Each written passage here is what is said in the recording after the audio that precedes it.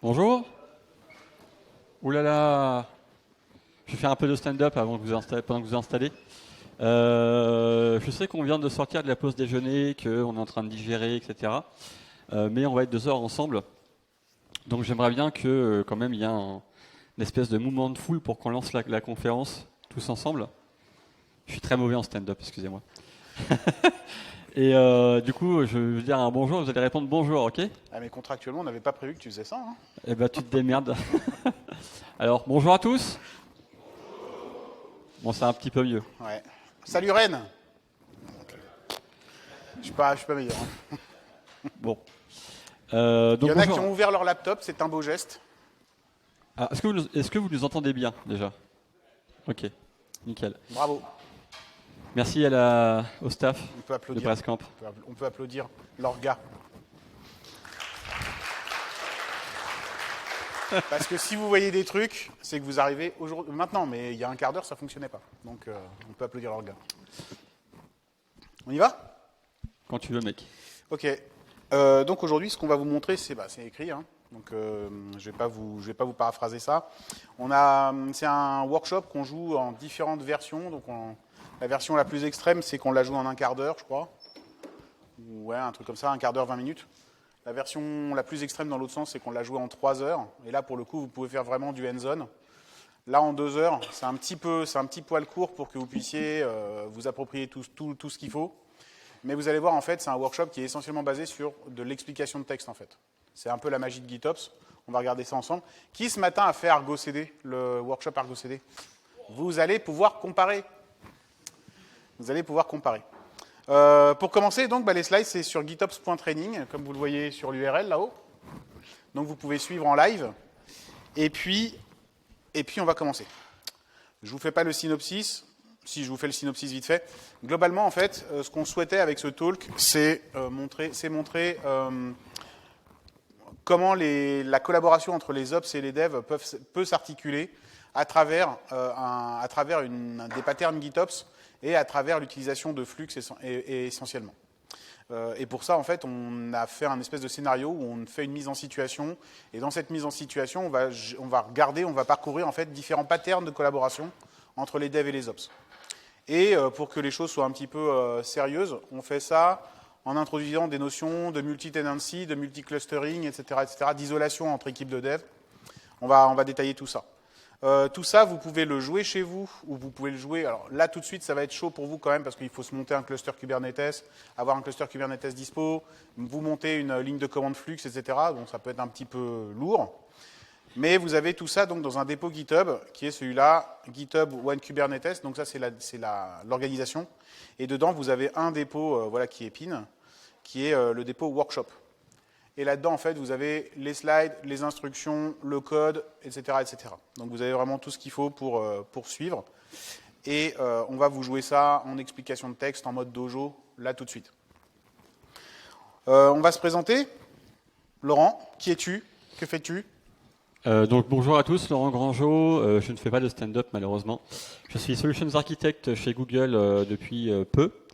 Avec mon ami qui va se présenter juste à côté, je fais beaucoup de conférences autour de Kubernetes, de Cloud Native, de Serverless. On co-organise ensemble aussi le Meetup Docker, le Meetup Kubernetes et le Meetup Serverless de Paris. Et voilà, vous pouvez nous suivre sur Twitter, mon @Laurent Grangeot, donc je suis disponible si vous avez des questions. N'hésitez pas. Et moi, donc, mon tweet handle, c'est @lpio, comme Ludovic Pio, et je suis freelance depuis quelques années. Je fais du DevOps depuis 2003. Le terme a été inventé officiellement en 2007, ce qui fait que je suis un DevOps vieux, comme vous allez le voir à mes switches de lunettes. Et puis, je fais du cloud depuis 2010 à peu près.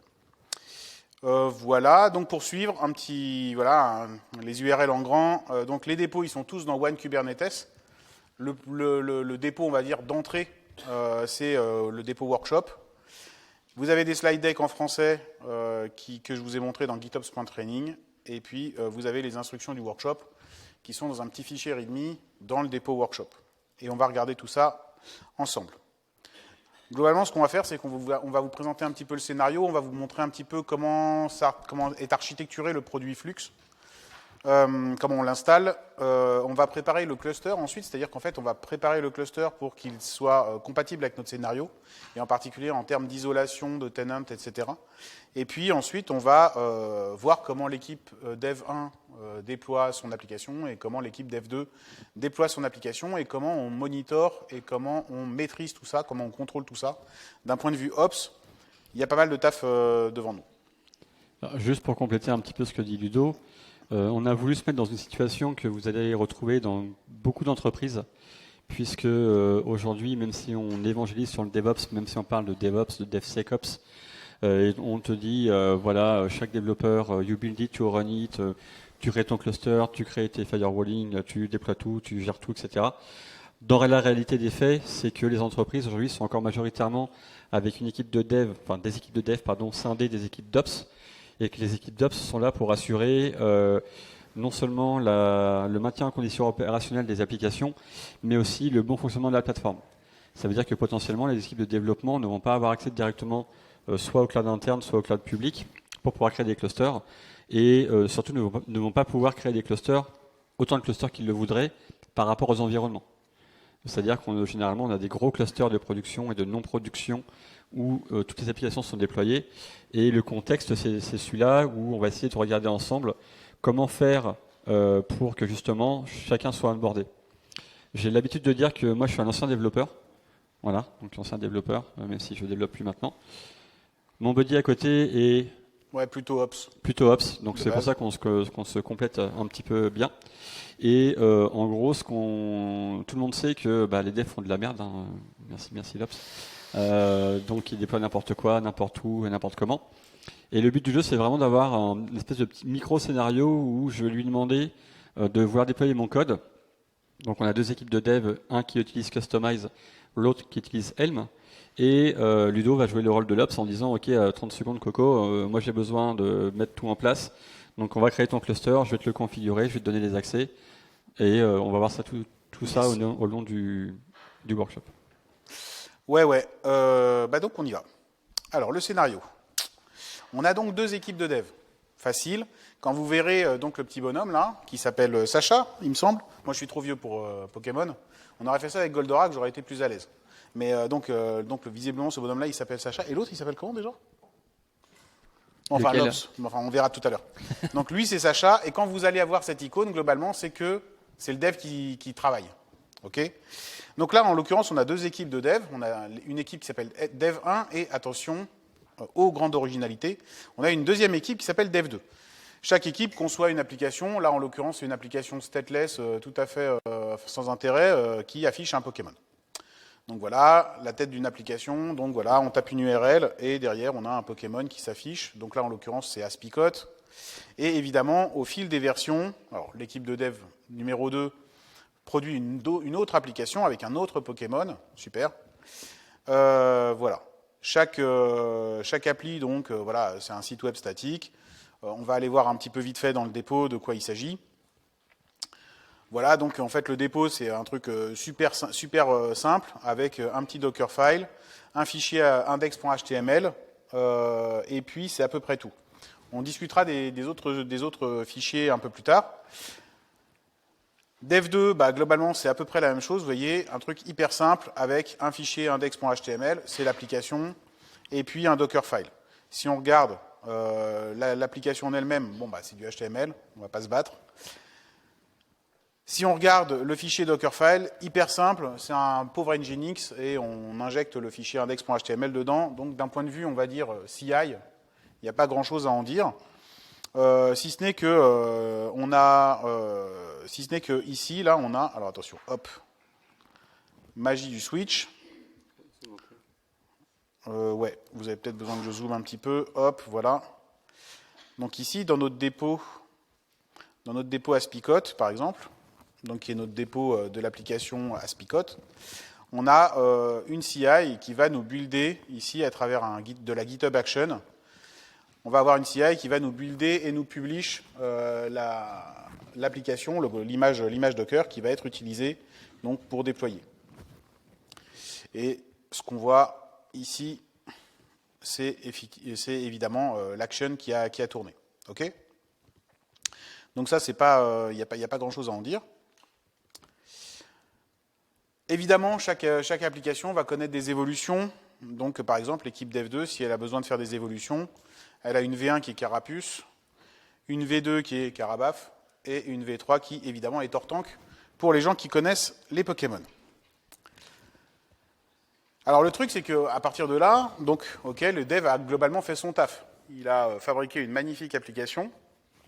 Il a publish l'image dans le Docker Hub, youpi. Et donc maintenant, la question qui se pose, c'est où déployer tout ça pour avoir une application qui run, et qui run à des fins de test, bien sûr, et puis ensuite qui run à des fins de prod. Donc globalement, nous, ce qu'on tire comme parti, alors pour des raisons, quand on fait le workshop, en déployant vraiment des clusters Kubernetes pour l'ensemble de l'assistance, ce qui n'est pas le cas là tout de suite, parce qu'en 2 heures, on est trop limité pour faire ce genre de choses. Ce qu'on fait, en fait, c'est qu'on prend un cluster et on considère qu'on va avoir une slice de cluster qui va être staging et une autre slice du même cluster qui va être prod. Évidemment, on pourra avoir 2 clusters différents. Là, pour le coup, dans le banc de test qui est fourni dans le dépôt Git du workshop, c'est un seul cluster avec 2 slices. Ce qui nous intéresse quand même, malgré tout, c'est que dans chaque slice, on a dev1 qui est isolé de dev2. Et donc, en fait, à un moment donné, quand on va vouloir que dev1 puisse déployer, on souhaite que dev1 puisse déployer dans son environnement, finalement, en étant en isolation de dev2, de façon à ce qu'ils ne viennent pas croûter les installations et les déploiements que dev2 pourrait faire. Pour ça, on va isoler au sein d'un namespace. Donc dev1 va disposer de son propre namespace, dev2 va disposer de son propre namespace. On est dans quelque chose de tout à fait, on va dire, classique, pour ne pas dire bateau, d'un point de vue Kubernetes. Alors la question après, c'est comment déployer. Pour ça, donc, évidemment, le premier truc qu'on peut envisager, et donc là, on est un peu dans notre premier step de scénario, c'est qu'on peut considérer que dev1 va produire les fichiers YAML nécessaires pour faire un espèce de kubectl apply, de façon à déployer son application dans son namespace.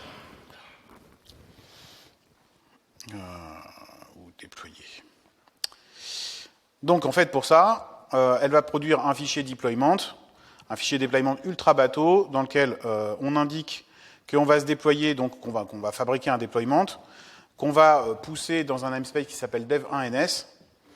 Ok, et ce deployment, il est en un seul réplica, et évidemment, il embarque une image, qui est l'image qu'on a forgée avec l'image Docker qu'on a forgée avec notre Nginx et notre fichier index.html qui nous expose ASP.code. Évidemment, pour exposer ça, on a un service qui est déployé dans le même namespace, évidemment, et puis qui vient prendre dev1 ASP.code comme endpoint. Jusque-là, on n'a pas grand-chose. C'est un service de type load balancer qui expose du HTTP 80. Donc là-dessus, en fait, on est vraiment tranquille. C'est vraiment le truc le plus facile. C'est là qu'on commence à rentrer vraiment dans notre sujet. Donc là, en fait, je vous ai un petit peu exposé de quoi on va parler. Maintenant, en fait, c'est là qu'on entre un petit peu dans notre sujet GitOps. Et donc, globalement, quand on en est là de la situation, donc Dev1, il a fabriqué son application, il a besoin de la déployer. Pour le déployer, en gros, l'Ops lui met à disposition un namespace. Et donc, la première façon de déployer, ce serait de considérer que Dev1, il a accès à une ligne de commande kubectl et qu'en gros, il va faire un kubectl create, il va pousser son fichier deployment.yaml, et à partir de là, le cluster Kubernetes va faire tourner sa boucle de réconciliation pour déployer les ressources en question. Le truc, c'est que ça, même si c'est, on va dire, le step 1, enfin vraiment le b.a.-ba d'un déploiement sur Kubernetes, ça pose plein de problèmes dans la vraie vie. Dans la vraie vie, ça pose différents problèmes qui sont, d'une part, il faut avoir accès à une ligne de commande kubectl. Ça, déjà, sur les postes de dev, c'est pas forcément disponible, en particulier dans les grandes entreprises, où le dev n'est pas administrateur de son poste de dev. C'est le premier truc. Ensuite, ça nécessite d'avoir un accès technique au cluster. C'est-à-dire, en fait, il faut avoir un flux, il faut que les flux réseau soient autorisés depuis le LAN dans lequel le développeur dev vers le cluster. Quand c'est un cluster de test, éventuellement, ça peut s'envisager. Quand c'est un cluster de prod, ça commence à coincer un petit peu. Il peut y avoir des histoires de firewalling et tout, donc c'est pas si évident que le kubectl sur le laptop du dev puisse aller jusqu'au cluster de production. Bon, accessoirement, ça pose des problèmes de traçabilité, évidemment, parce que faire un kubectl depuis son laptop, c'est un peu chaud en termes de traçabilité. Mais même si on faisait ça depuis, par exemple, une chaîne de CI/CD, un pipeline, une software factory ou ce genre de choses, bah, c'est pareil, ça peut commencer à coincer au niveau des flux réseau. Et puis surtout, et à mon avis, en tout cas d'expérience dans les entreprises, c'est plus ça qui coince, c'est que kubectl, pour se brancher sur le cluster Kubernetes et l'API serveur, il a évidemment besoin de credentials. Et ces credentials, autant encore une fois sur un environnement de test, ça peut passer, autant sur un environnement de prod, laisser fuiter éventuellement ces credentials, ça peut poser problème. Donc immédiatement, on se heurte à des problèmes du type, ok, mais mes credentials, comment je fais pour les stocker? Est-ce que je les chiffre? Est-ce que je les chiffre pas? Est-ce qu'ils sont dans un vault? Est-ce qu'ils sont... Enfin bref, il y a toutes ces questions de la conservation des secrets qui peut se poser. Dans GitLab CI, est-ce que je mets ça dans une variable secrète? Enfin voilà. Donc en fait, il y a plein de petits problèmes comme ça, de petits aléas opérationnels qui font que finalement, même un truc aussi simple que kubectl create, c'est pas si évident dans la vraie vie. Et c'est là que GitOps présente indéniablement un certain nombre d'intérêts. Et en l'occurrence, nous, on a pris le parti de regarder Flux. Alors pourquoi on regarde Flux? Encore une fois, le cœur de ce qu'on veut vous démontrer, c'est comment les patterns, la collaboration entre les devs et les ops s'articule. Moins que de vous montrer l'intérêt de Flux. Néanmoins, Flux, quand on y touche, il présente un intérêt qui est que il respecte vraiment les règles KISS, qui sont si chères aux Linuxiens, enfin aux Unixiens au sens large. C'est-à-dire qu'en fait, c'est un outil qui est quasiment frustre tellement il est simple, quoi. Et pourtant, à travers l'articulation qu'il peut avoir avec d'autres outils, on va le voir tout au long de ce workshop, il est super intéressant et finalement plutôt puissant. Alors, Flux, le premier truc, c'est qu'est-ce que c'est? Flux, c'est un outil donc, qui permet de faire du GitOps. Autrement dit, en fait, on va avoir une source de vérité, la plupart du temps qui a un dépôt Git, et à travers un opérateur, Flux va venir scruter cette source de vérité et filer l'état cible décrit dans cette source de vérité à Kubernetes, et laisser à Kubernetes ensuite, et à la boucle de réconciliation Kubernetes, le soin de procéder aux actions nécessaires et suffisantes pour que le cluster converge vers cet état qui est décrit dans la source de vérité.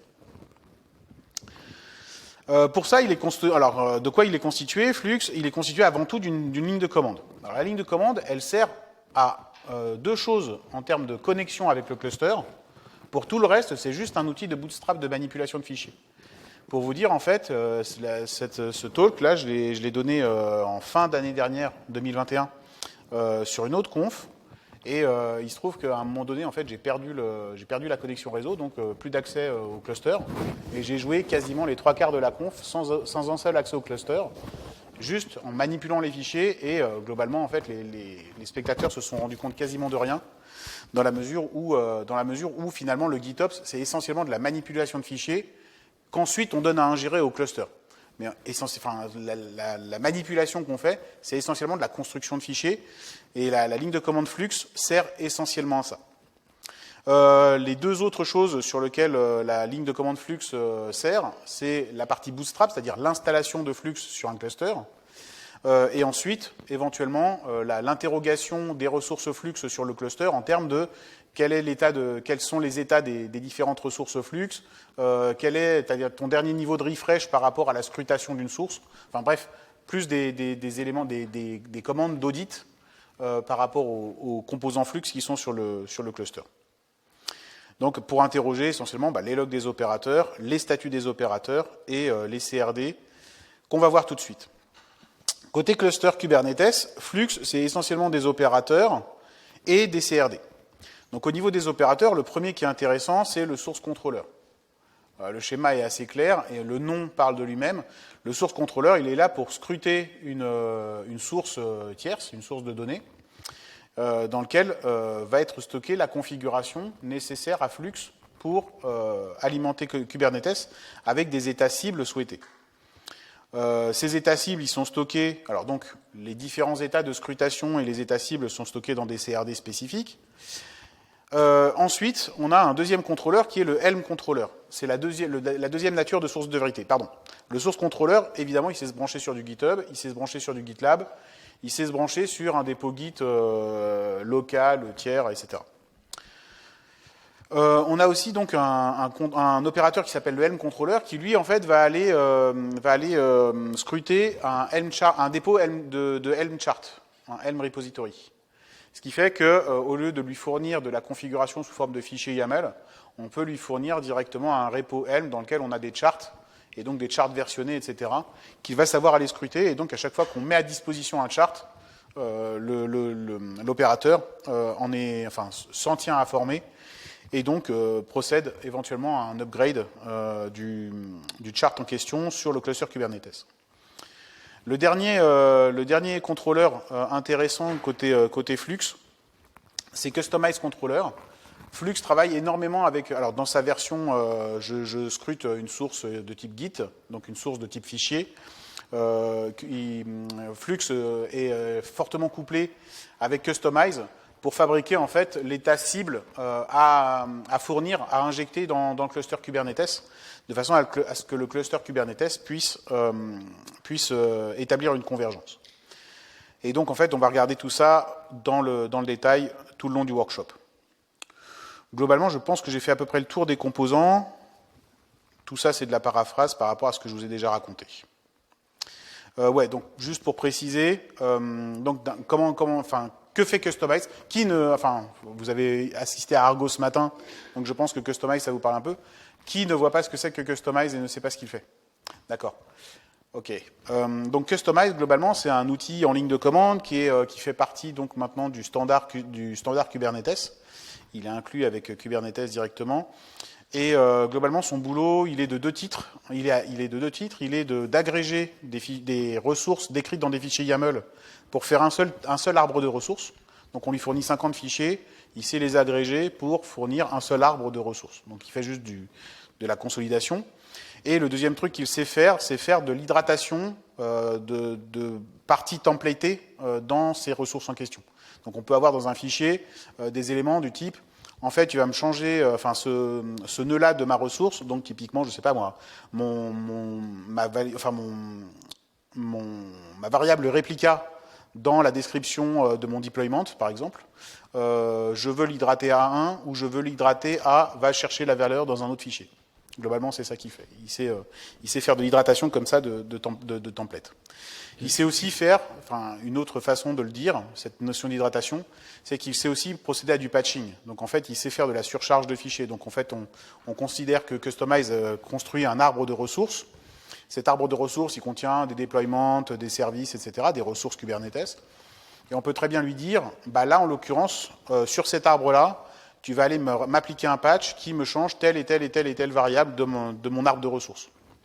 Ce qui permet en fait d'avoir des bases communes et puis ensuite de dériver ces bases communes en différentes versions, différentes natures, par exemple pour constituer des environnements. C'est ce qu'on va voir tout à l'heure. Juste pour compléter, Ludo. Je t'en prie. On disait tout à l'heure, les devs, les ops, les GitOps, etc. Je trollais un petit peu sur les devs font de la merde, mais en gros, le rôle d'un dev, il ne sait absolument pas ce que c'est de s'occuper de la prod. Ça veut dire qu'il n'a aucune notion. Alors, désolé pour les devs qui ont des notions comme ça, mais normalement, il n'a aucune notion de ce que c'est un disaster recovery, un backup restore, un plan de reprise d'activité, un RTO, un RPO, tout ça. Et en gros, un développeur, ce qu'on lui demande, c'est juste de faire du code, de déployer du code, de le tester. Il va dire que ça fonctionne. Un ops à côté, lui, il s'assure que on a de la haute dispo, qu'on est bien sur peut-être du multi-région, on est bien résistant aux pannes, résistant à la montée de version, les updates, les upgrades, etc. Et donc du coup, Ludo disait tout à l'heure, Customize va hydrater par exemple le nombre de réplicas. Là, dans le deployment.yaml qu'on a vu tout à l'heure, il y avait un réplica égal à 1. En production, un réplica égal à 1, généralement, on ne le fait pas parce que c'est pas de la haute dispo. Donc on est minimum à 2 ou à 3. Encore faut-il que l'application soit designée pour. Mais c'est grâce à Customize qu'on va pouvoir surcharger des choses, d'autant plus que quand on va aller passer sur la sécurité, on va pouvoir rajouter par exemple des requests, des limites, des service accounts, plein de choses qui font qu'on va durcir le déploiement de l'application dans Kubernetes, alors que c'est pas du tout le rôle d'un développeur, voire d'un ops, par exemple, de connaître la sécurité aussi. Ouais, c'est juste. C'est juste. Et on va voir tout ça dans le détail en regardant les fichiers et en construisant les fichiers. Voilà. Et donc en fait, le premier truc qu'on va forger avec Flux, c'est la configuration du Flux lui-même. Alors, comment ça s'installe? D'abord, il nous faut une ligne de commande. Alors, hop.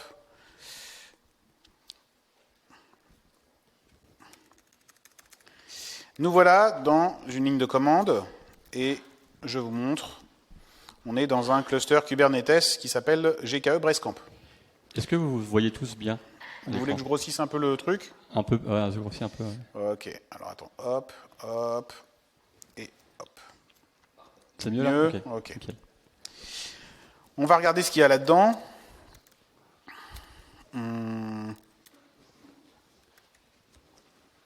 Alors globalement, on a des pods, ils sont essentiellement dans le kube system. Autant vous dire que ça veut dire que le cluster il est vierge.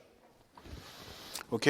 Et on n'a pas d'autres namespace particuliers. En tout cas, il n'y a pas de pod dans d'autres namespaces. Donc en fait, on peut regarder un petit kubectl get ns. Donc on a les namespaces de base, comme vous le voyez. Donc on est vraiment sur un cluster Kubernetes vierge. On a une ligne de commande Flux. Super. Et donc le premier truc qu'on va faire, il y a une latence au niveau des lignes de commande. Le premier truc qu'on va faire, je vais avoir du mal là, hop, voilà. Donc le premier truc qu'on va faire, c'est installer Flux sur Kubernetes. Tu veux le faire? Non, je vais te simplifier la vie. Ah putain, c'est bien ça. On peut dissocier les onglets. Voilà. Pardon? Exactement. Ouais, alors en fait, c'est pour la petite histoire, en fait, je travaille depuis 4 ans maintenant exclusivement sur iPad. Et donc, en fait, les histoires de PomTab et tout ça, je suis plus habitué. Alors, le premier truc qu'on va faire, vous voyez, encore une fois, la ligne de commande, elle est essentiellement là pour nous faciliter la vie. Toujours pas. Ah ouais, ça marche pas, hein, en fait. Non, tu fais les doigts. Ah oui, tu veux qu'on glisse comme ça? D'accord, Voilà. super. Youpi. Parce que sinon, non, ça marche pas. Ah, c'est boomer. Hein. Flux check pré. Oui, j'ai un tiret en trop, un dash en trop. Hop. Voilà, donc le premier truc qu'on fait, c'est flux check pré, vous voyez toujours. Et donc qu'est-ce que fait flux check pré? C'est que déjà, il se branche avec le cluster Kubernetes. Ok, il arrive bien à se brancher. Alors comment il se branche? À travers l'invocation de l'API, à travers le contexte filé par la kubeconfig locale. Hein. Il n'y a pas de mystère. Et ensuite, il regarde si les prérequisites sont bien là. Alors, les prérequisites, c'est essentiellement, est-ce que ma version de Flux, elle est compatible avec ce cluster? Est-ce que le cluster, il est dans une version qui sait faire du Flux, etc., etc. Donc là, en grosso modo, il nous dit, OK, ça passe. Toujours pas. Ah, putain. Ouais. Hop. Ensuite, qu'est-ce qu'on fait au niveau du dépôt Git? Donc, en fait, on va créer un dépôt Fleet Infra. Donc, on va demander à Flux de créer un dépôt GitHub qui va s'appeler Fleet Infra. Et donc, pour faire ça, on va devoir lui filer des droits sur notre organisation GitHub. Pour ça, en fait, on va créer un token d'API. Alors, je passe les slides vite fait, histoire de vous montrer. Donc, vous voyez, c'est vraiment du pas à pas, le slide deck. Donc, vous allez pouvoir répliquer ça sans problème à d'être posé chez vous. Faisons-le ici. En plus, c'est même pas le machin naturel, là. Bref. Hop, donc on va sur notre One Kubernetes, hop, et puis on va fabriquer un PAT. Donc le PAT, en fait, c'est juste pour dire à Flux comment se connecter à mon compte GitHub, parce que j'ai le 2FA activé, et du coup le guide mot de passe, ça passe pas, donc on passe par un Personal Access Token qui a une durée de vie limitée et des accès limités. Sinon, on pourrait mettre votre guide mot de passe. Mais... alors là-dedans, en fait, on file des droits sur les repos, essentiellement. Notre date d'expiration, on peut la réduire. Et on va filer ce Personal Access Token, on va le filer à notre ligne de commande. Je le garde dans l'immédiat. Copie-le. Ouais. Ouais, mais là, je vais devoir copier l'autre truc d'abord. OK. Et tu... Oui, on peut copier dans une note, même si on s'en fout. Non, si. Ça va, tu t'en sors? Oui. Tiens, vas-y. Faut pas que je me trompe, parce que celui-là, c'est celui que tu as utilisé hier. Ah oui, bon, il ne fonctionnera pas, donc... Ok, très bien. Ils sont où mes slides? Ils sont là? Non, ils sont pas là. Ils sont où mes slides? Si, ils sont là, hop. Ok, Flux, ah oui, il faut que je vous montre ça aussi. Alors là, en l'occurrence, on va pas s'en servir parce que On a décidé de ne pas faire ce cas-là, qui est un cas finalement qui est assez peu réaliste, qui consiste à se dire, en fait, les devs, on leur file les accès sur la config de prod. Mais c'était juste à des fins pédagogiques que je voulais vous faire voir que... Alors attendez, je retourne ici. À des fins pédagogiques, je voulais vous faire voir que Flux, c'est faire en sorte que donc ce dépôt Flux Infra... Alors, je recommence. Là, on va créer un dépôt qui s'appelle Fleet Infra. On va créer un dépôt qui s'appelle Fleet Infra. Dans ce dépôt, en fait, on va poser la configuration de Flux qui va permettre de configurer le cluster Kubernetes à la fois pour Flux et à la fois pour éventuellement d'autres trucs. On verra en fin de workshop qu'on peut configurer d'autres trucs à travers ce dépôt de configuration. Donc, grosso modo, on peut considérer, comme le nom l'indique, en fait, que c'est plutôt un dépôt orienté Ops. C'est vraiment un dépôt d'infra. Là, on va gérer notre plateforme porte-conteneur, c'est-à-dire notre cluster Kubernetes. La ligne de commande Flux, c'est, lorsqu'il génère ce dépôt-là, c'est aller poser des droits, et en particulier aller poser des droits, par exemple, pour indiquer que l'équipe Dev 1 et l'équipe Dev 2 ont des droits d'accès dessus. Enfin, les droits d'accès, c'est les droits de maintainer, en fait. Ils ont le droit de faire des pull requests voilà, des sur droits, le repo, voilà, exactement. et ils n'ont pas les droits de modification directement du cluster. Ce qui va être intéressant quand on va vouloir interagir entre les ops, la sécurité et les devs, puisqu'on va pouvoir dire aux devs, si ça ne te convient pas, tu es libre de faire une pull request pour te créer un nouveau namespace, pour te créer un nouveau, je sais pas quoi, ce que vous voulez. Et ça va passer par des PR, et donc les droits de maintainer. Et donc là, on commence à avoir un début de vision de ce que c'est la collaboration qu'on peut avoir entre les devs et les ops dans le cadre du GitOps. Donc ici, là on a deux teams, là en l'occurrence dans notre organisation GitHub, qui s'appelle Dev 1 et Dev 2. Évidemment là tout de suite, dans nos repos, et je peux vous le montrer, on n'a pas de dépôt qui s'appelle Fleet Infra. Donc on en a un ici qui est notre dépôt de backup au cas où notre démo elle merde totalement.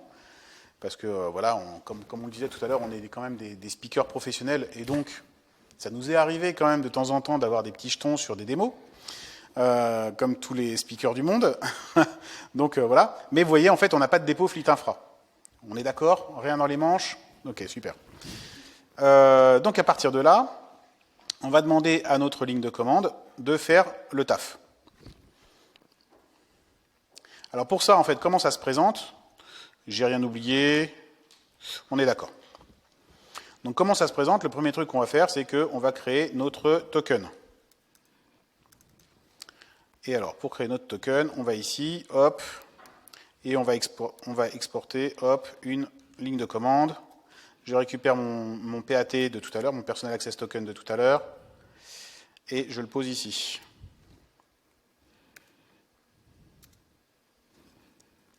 On a une petite latence de malade quand même. Hop. Ensuite, on file le user. Alors là, le user, enfin là, la variable est un petit peu mal nommée, mais en fait, c'est l'orga.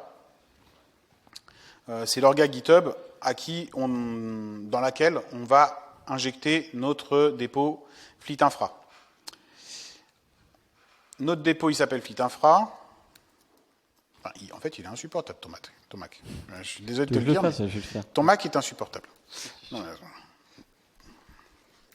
hop, voilà. Toujours pas, là. C'est juste. C'est juste. C'est mon Mac. Non, mais il ne répond qu'à son le mec sec pas voilà. Moi, j'ai fait Ops, orientation sec pas. Tu veux que je fasse? C'est bon, je m'en sors. Hop, voilà. Alors, ensuite, la ligne de commande elle-même, parce que c'est ça qui nous intéresse. Hop, la ligne de commande. Alors, vous allez voir, en fait, à chaque fois, on va vous montrer la ligne de commande. Alors, cette ligne de commande Flux Bootstrap est un petit peu particulière, parce que là, en l'occurrence, elle interagit avec du tiers. Très souvent, la ligne de commande, vous allez le voir, en fait, on va passer juste cette ligne-là, et après cette ligne-là, en fait, toutes les commandes que vous verrez dans Flux seront uniquement des commandes locales. C'est-à-dire, en fait, c'est la CLI Flux qui interagit juste avec le disque dur du laptop sur lequel elle est posée. Point barre. Donc, cette ligne de commande, qu'est-ce qu'elle fait? Donc, elle bootstrap contre un dépôt GitHub. Le dépôt en question, il est décrit ici. Le owner, donc l'organisation GitHub dans laquelle on va poser le dépôt, elle est décrite ici. Et ici, vous voyez le fameux -team dev1, -team dev2, qui consiste à dire on va donner des droits d'accès sur ce dépôt aux équipes dev 1 et dev 2 que je vous ai montré préalablement ici. Ici. Hop. OK? Donc c'est à ces teams-là qu'on file des accès sur le dépôt Flux. Et ben on y va. Et ensuite, le path, je vais vous en parler juste après. On fait un copier-coller, il y a le dictionnaire qui va popper, tout ça. Je vais être dans la merde pendant 15 secondes. Mais non. Juste pour préciser aussi, là on a choisi GitHub parce que c'est plus simple pour nous. Ça supporte GitLab aussi, donc vous avez un Flux Bootstrap GitLab, vous avez un Flux Bootstrap, je vais y arriver, Git. Si vous voulez avoir un repo privé local, enfin privé local à votre entreprise, il n'y a pas de souci, Flux supporte ça aussi. Ouais, là, on est dans une orga qui fait qu'on va créer un repo dans l'orga. Si vous voulez faire chez vous, dans votre propre repo personnel, vous mettez votre nom. Hein. Moi, c'est mon, c'est ça. Voilà, mon nom Par de mon défaut, repo. dans GitHub, c'est pour ça que la variable s'appelle GitHub User. Parce qu'en fait, Voilà. dans un contexte, on va dire, simple, dans GitHub, l'orga, c'est le nom du user. Et du coup, à la fin, il y aura juste à mettre un moins personnel comme flag pour dire que c'est un repo personnel. J'ai une caméra qui me suit maintenant. Un repo personnel. Et du coup, ça marchera. Voilou. Alors, qu'est-ce qui s'est passé ici? On va aller voir. Hop, ici, si on fait un petit refresh, on a un fleet infra qui vient d'arriver. Oh, magie!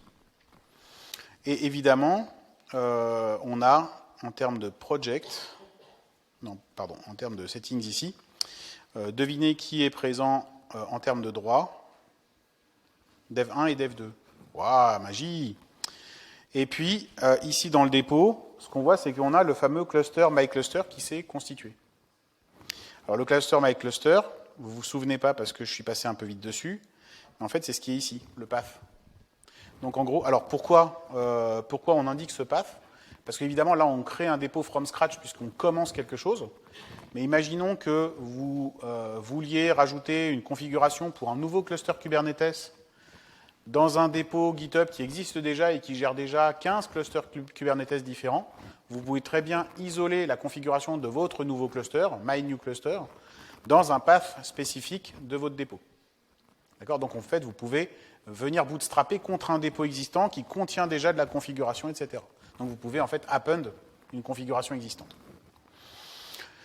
Au niveau, je ne vais pas forcément détailler, tu veux détailler un petit peu les retours de la ligne de commande? Il n'y a pas grand-chose à en dire. En fait, globalement, en fait, il va se connecter à GitHub, créer le dépôt, voilà, en gros, filer les permissions. Il crée le dépôt. C'est le seul moment où il interagit avec soit GitHub, soit GitLab, mais aussi le cluster. Il va créer aussi une clé publique qui va être stockée dans votre organisation. Et la clé privée sera stockée en tant que secret dans votre cluster Kubernetes. Et c'est comme ça que Flux va pouvoir accéder à des repos qui sont privés, par exemple, parce que le fleet infra est un repo privé. Ça veut dire que seul nous, on le voit, et vous ne le voyez pas publiquement. Et exactement. Donc là, en fait, on a la génération du secret, donc de la clé qui va servir à aller se brancher sur le dépôt, et qui va être stocké côté cluster Kubernetes. Okay. Ce qu'on voit aussi ici, ça doit être un petit peu au-dessus. Voilà. Là, vous avez une information qui est intéressante. Installing components in Flux System namespace. Donc, en fait, vous comprenez, la ligne de commande Bootstrap, elle a créé un namespace Flux System avec les composants qu'on a vus tout à l'heure, c'est-à-dire nos 3 opérateurs, nos CRD, etc., etc. Et la chose qui est vraiment sympa, voilà, on a fait du GitOps. C'est cette partie-là, Generating Sync Manifest, jusque à la fin, ici. Globalement, en fait, ce qui se passe, c'est que là, en fait, la configuration de Flux est assurée par du GitOps à travers les opérateurs Flux. Autrement dit, là, en fait, ce qu'on a, c'est une réconciliation d'une configuration qui a été trouvée dans le dépôt GitHub. Okay, donc, en fait, on est vraiment dans du dogfooding à ce niveau-là. On regarde un petit peu les fichiers, peut-être. Ça peut être sympa d'aller voir les fichiers. Donc, en fait, ici, vous voyez que dans le cluster MyCluster, il a créé une arborescence spécifique qui s'appelle Flux System. Et là-dedans, en fait, on a 3 fichiers. Alors, je retourne vite fait dans le slide deck, histoire de vous montrer ça. Donc, globalement, là, on zoome un petit peu, histoire d'avoir les choses un petit peu plus claires. La plupart du temps, une configuration Flux, donc façon scrutation de dépôt Git, donc une configuration Flux sous forme de fichier, ça vient sous cette forme-là. On a un fichier qui, par convention, s'appelle 5.yaml, qui est le fichier dans lequel on va trouver la configuration de où aller chercher l'information, donc en fait dans quelle source aller chercher l'information. On a le fichier customization qui décrit en fait, qui est le endpoint qui indique l'entrée de la configuration en question. Et puis on va regarder componentes, ça c'est spécifique là en l'occurrence à la configuration des composants Flux. Regardons ces trois fichiers. Est-ce qu'on l'a ici en version zoom? Ouais, super. Donc je vous le montre en version zoom. Évidemment, on a strictement la même chose ici, là, dans les trois fichiers. Hein. C'est juste à des fins de highlight. Donc globalement, en fait, qu'est-ce qu'on a dans ce fichier sync? On indique en fait plusieurs choses. Le premier truc qu'on indique, c'est le fait qu'on a un git repo. Donc en fait, on décrit un repo git. Donc là, en fait, on est dans de la configuration de Flux et on lui dit, voilà, je te fais une description d'un dépôt git. Ce dépôt git, il s'appelle Fleet Infra dans l'organisation One Kubernetes sur GitHub. D'accord? Et on va chercher la branche main.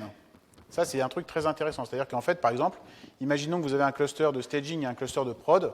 Vous pouvez très bien aller taper dans la même configuration, mais en ayant des stratégies de branching différentes. Ça, c'est un truc assez intéressant. Cette configuration, tu vas chercher donc, la clé SSH dans le secret Flux System. Et puis, tu vas scruter, donc toutes les minutes, tu vas scruter s'il y a eu une altération de cette source de données.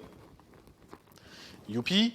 Ensuite, qu'est-ce qu'on a? Donc, on a la description d'une ressource customization qui dit, dans ce fameux dépôt Git qu'on a nommé Flux System, je vous rappelle, hein, le dépôt Git ici, d'un point de vue objet Kubernetes, il s'appelle Flux System, il est contenu dans un CRD dans le namespace Flux System.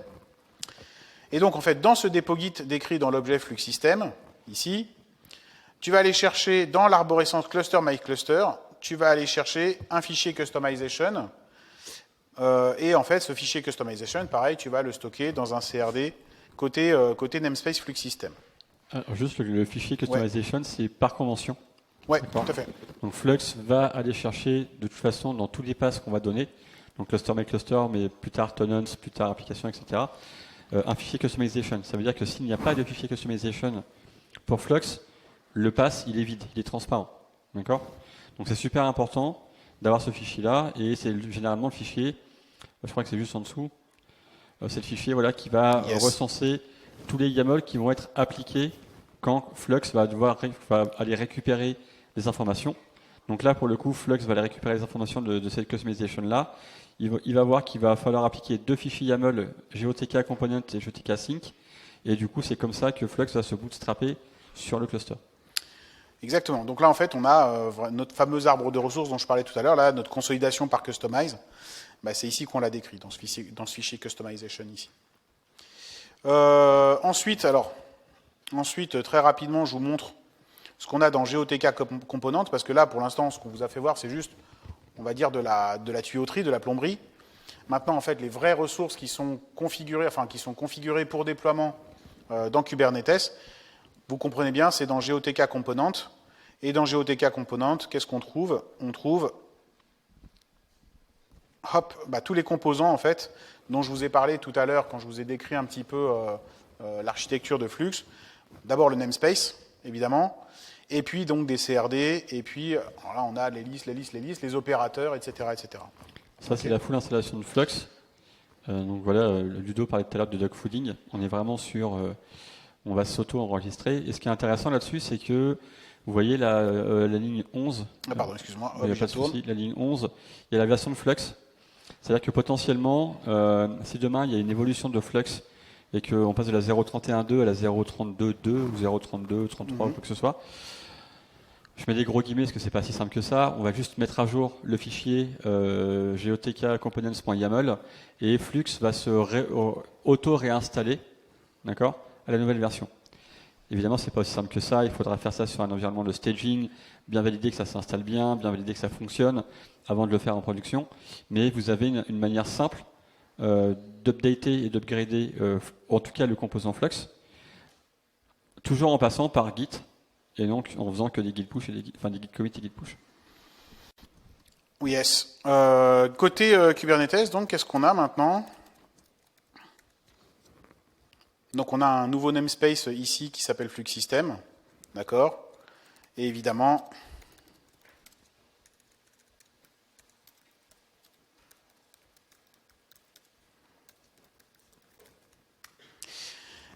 à l'intérieur, on a nos différents éléments d'architecture que je vous ai décrits tout à l'heure, c'est-à-dire nos 3 opérateurs essentiellement. OK. Bon, bah voilà, on a une installation de Flux qui tourne. Donc ça, c'est déjà plutôt pas mal. Alors évidemment, ça, on l'a fait contre le dépôt GitHub. Donc on est dans un cas un tout petit peu particulier, qui est le cas du Bootstrap, qui est assez fondamentalement à l'opposé du reste de la configuration, enfin du reste du fonctionnement de Flux. C'est-à-dire que là, en fait, on va taper un dépôt distant, c'est-à-dire en termes de manipulation, on va manipuler un dépôt distant, et par contre, d'un point de vue local, il ne se passe rien, quoi, en fait. Là où on a la ligne de commande Flux, il ne se passe rien. C'est-à-dire que tout se fait à distance contre l'API serveur du cluster Kubernetes et contre l'API de GitHub, là en l'occurrence, pour manipuler le dépôt. Ce qui fait que là, le truc qu'on va avoir à faire maintenant, pour pouvoir continuer à manipuler et à faire des manips GitOps en termes de configuration pour notre cluster, c'est faire un git clone de ce dépôt localement pour pouvoir continuer à manipuler avec Flux et fabriquer les fichiers.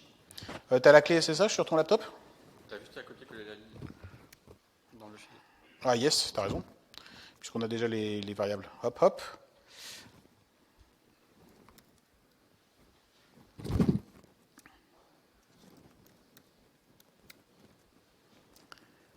Ouais, mais il te faut un username, etc. Oui. Vas-y, je t'en prie. Donc la suite des opérations maintenant, c'est... tiens, tant qu'on y est, tant que tu es sur le clavier, est-ce que tu veux faire voir un petit peu la façon dont tu interroges les ressources Flux directement à distance, avec la ligne de commande? Ouais, il y a un petit peu de latence, hein, quand même au niveau de la tape.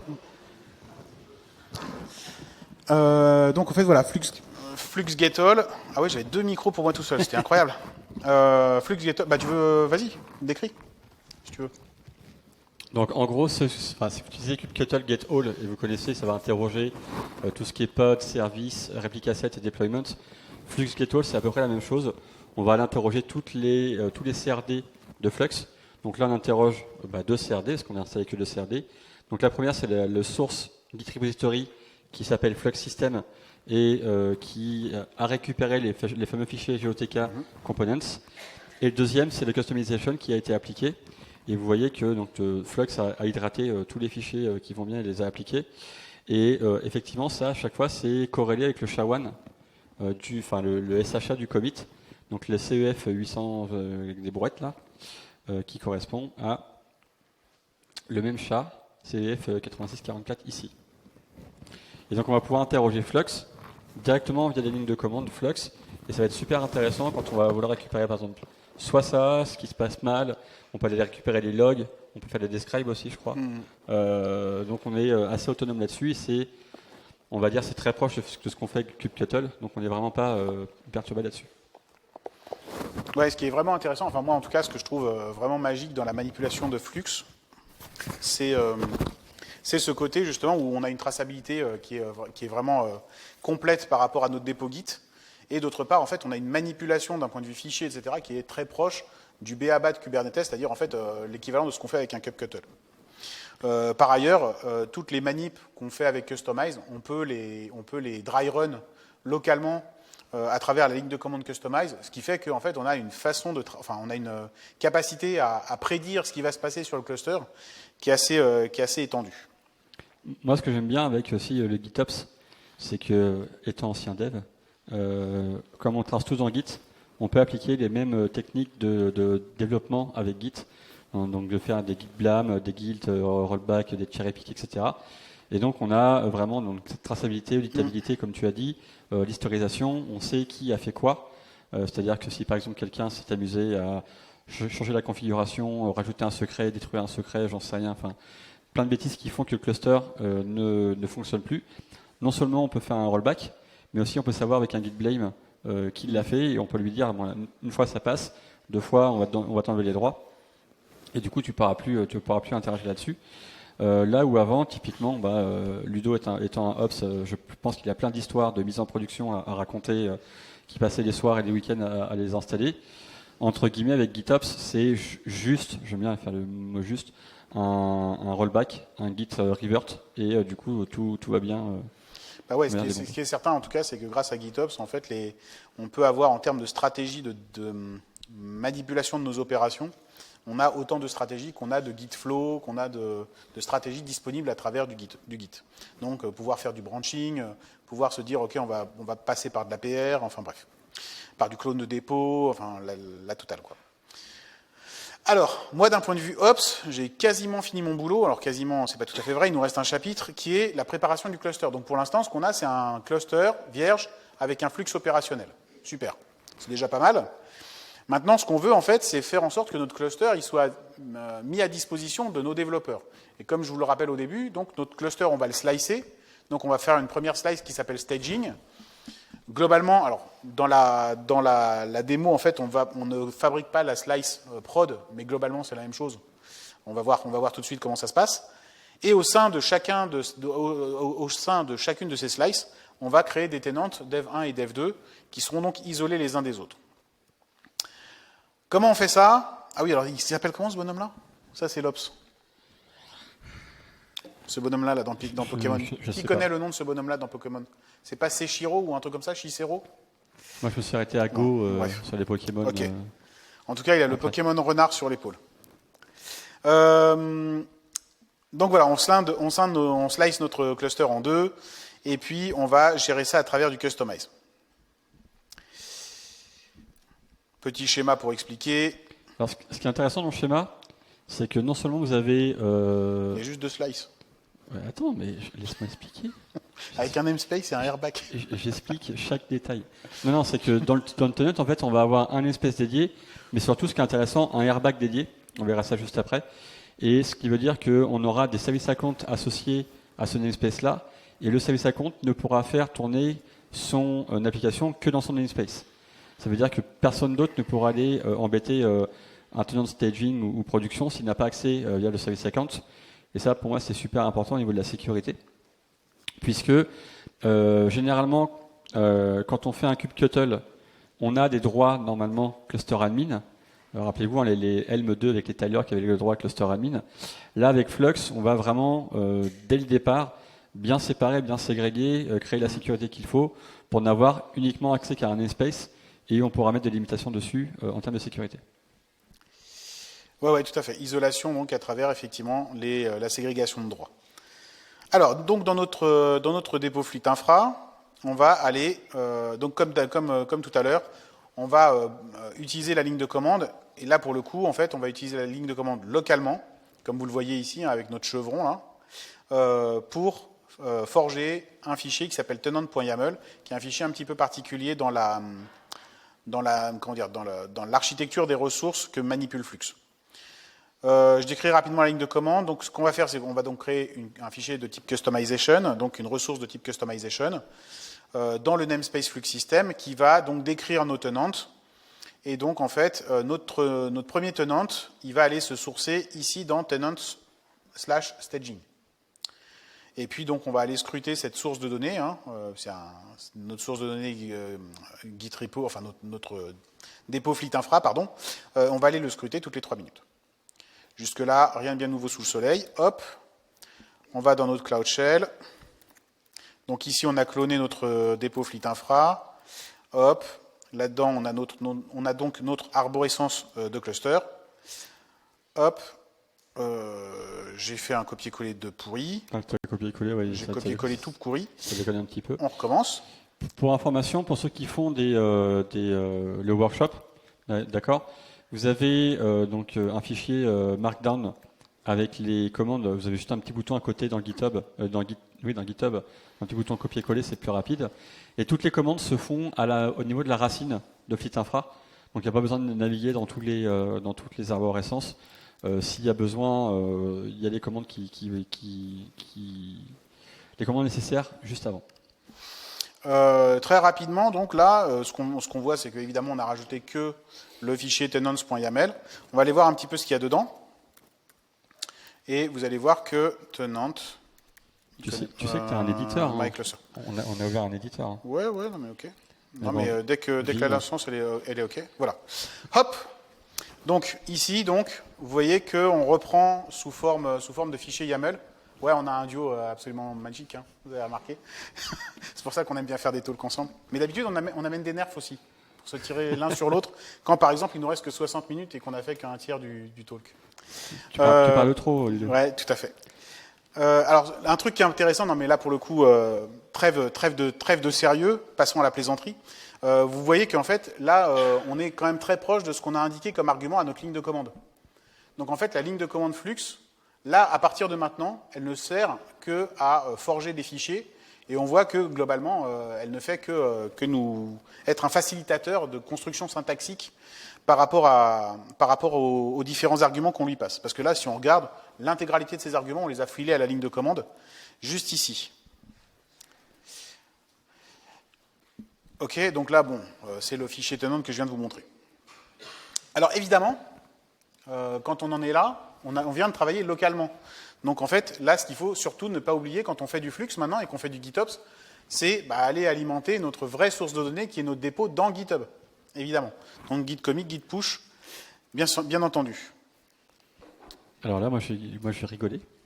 Parce que je vais avoir besoin de ton mot de passe. C'est ça que tu veux dire? Vas-y. Fais-toi plaisir. Alors aussi pareil, je sais que c'est très tentant, Ludo. Évite les messages -m test, -m add fichier. Ouais, t'as raison. Alors déjà, moi je vais mettre des gitmoji, perso. Bah, vas-y, fais-toi plaisir. D'accord. Donc qu'est-ce que je vais mettre comme gitmoji? Un petit bento? Je te rappelle qu'on a qu'1 heure encore. Mais non, là c'est intéressant. Et tu connais mon login, tu connais mon mot de passe. C'est un pat. Vas-y. Je suis là que pour taper mon login. Exactement. Tu veux nous dire quelque chose pendant ce temps? Non. Merci. Ok. Bon voilà, donc en fait on a juste poussé notre truc. Alors, ce qui est intéressant, putain je me souviens jamais, c'est flux check. Comment on fait pour aller interroger les ressources? Comment tu fais pour interroger les ressources dans kubectl? Dans kubectl, flux Putain. get. Get. All. Wouhou. C'est la même chose. Putain, c'est incroyable. J'ai zéro mémoire. Alors là, le truc... Ludo, tu m'expliques un petit peu? Parce que là, il y a un message d'erreur, non? Ouais. Alors... Pourquoi? Alors, non, mais en fait, je me demande comment je vais poser la question sans filer les infos. Qu'est-ce qui se passe là? Donc, en fait, ce qui se passe, c'est que, globalement, il nous dit une chose assez claire. C'est qu'il a créé un fichier, il a créé une ressource de type customization, d'accord, qui s'appelle tenant. Jusque-là, c'est normal. C'est ce qu'on lui a filé dans la configuration. Je vous remontre la configuration. Elle est ici. D'accord? C'est bien notre ressource customization, d'accord, qui s'appelle tenant, et qui va scruter ce dépôt-là, donc le fameux dépôt Fleet Infra dans GitHub, sur cette arborescence. Qui peut me dire, en fait, ce qui se passe ici, là, dans ce... Une fois que j'ai fini de me galérer avec les pommes tab, etc., qu'est-ce qui se passe ici avec ce message-là? Ce message-là. Exactement. Ouais, alors tout à fait. Il y a quelqu'un qui sait lire et faire de la traduction. Donc ça, c'est Bravo. plutôt pas mal. Je crois qu'on peut l'applaudir. Parce que le mec vient de nous débugger du GitOps en live, quand même. C'est pas rien. Alors oui. Alors pourquoi est-ce qu'il n'existe pas? Parce que pour l'instant, on ne l'a pas créé. On va peut-être aller le créer. Donc ça, c'est aussi quelque chose qui est assez rassurant, finalement, quand on fait du GitOps. C'est que, au final, on peut assez vite débugger, puisque, grosso modo, les messages sont hyper frustres. C'est j'ai pas trouvé la ressource. La ressource, elle est des synchros, enfin ce genre de trucs. J'ai pas la bonne branche, enfin des trucs hyper simples qui sont vraiment, je ne sais pas lire du GitHub, quoi.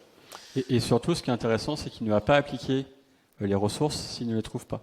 Ça veut dire qu'on ne va pas avoir un cluster qui va dans un état un petit peu chelou parce qu'on a oublié des trucs. Tant qu'il ne le trouve pas, tant qu'on n'a pas vraiment spécifié et défini les objets qu'on veut avoir dans Kubernetes, il ne va pas les créer. Alors maintenant, un truc aussi sur lequel on est peut-être un peu vite passé quand on a créé ce fichier, c'est que là, ce qu'on vient de faire, clairement, c'est qu'on vient de créer une arborescence qui s'appelle tenant/staging, qui va représenter la configuration de notre slice staging. Donc là, si on pousse un petit peu le trait, on vient de slicer notre cluster Kubernetes, d'un point de vue configuration Flux. Mine de rien, c'est pas, enfin voilà, c'est pas, On est passé un peu vite dessus, de façon un peu légère, mais en fait, là, voilà, faire du multi-tenancy sur le cluster Kubernetes, c'est une ligne de commande. Dans cette slice staging, maintenant, ce qu'on va faire, c'est qu'on va créer des tenants pour dev1 dans un premier temps, et ensuite, on va créer le même tenant pour dev2. Alors, comment ça se passe? Comment ça marche? Donc, encore une fois, on va utiliser donc notre ligne de commande Flux, et ce qu'on va faire, c'est qu'on va donc créer notre tenant dev1, et en fait, ce qu'on va décrire, c'est que ce tenant dev1, il est représenté par un namespace qui s'appelle dev1ns, d'accord? Et il y a un cluster role qui va représenter le rôle qui va accéder à ce namespace. Et le cluster role en question, il s'appelle dev1 full access. On pose tout ça dans une arborescence qui est celle-ci. D'accord? Et cette arborescence, on va aller la créer à la main, puisque comme je vous l'ai dit, maintenant, en fait, les manipulations sont essentiellement des manipulations locales. Hop, donc là, en fait, on crée une arborescence. Elle est évidemment vide. Find tenant. Hop, et donc en fait on a une arborescence, elle est vide, youpi. Dans cette arborescence, on crée donc notre fameux fichier airbag.yaml.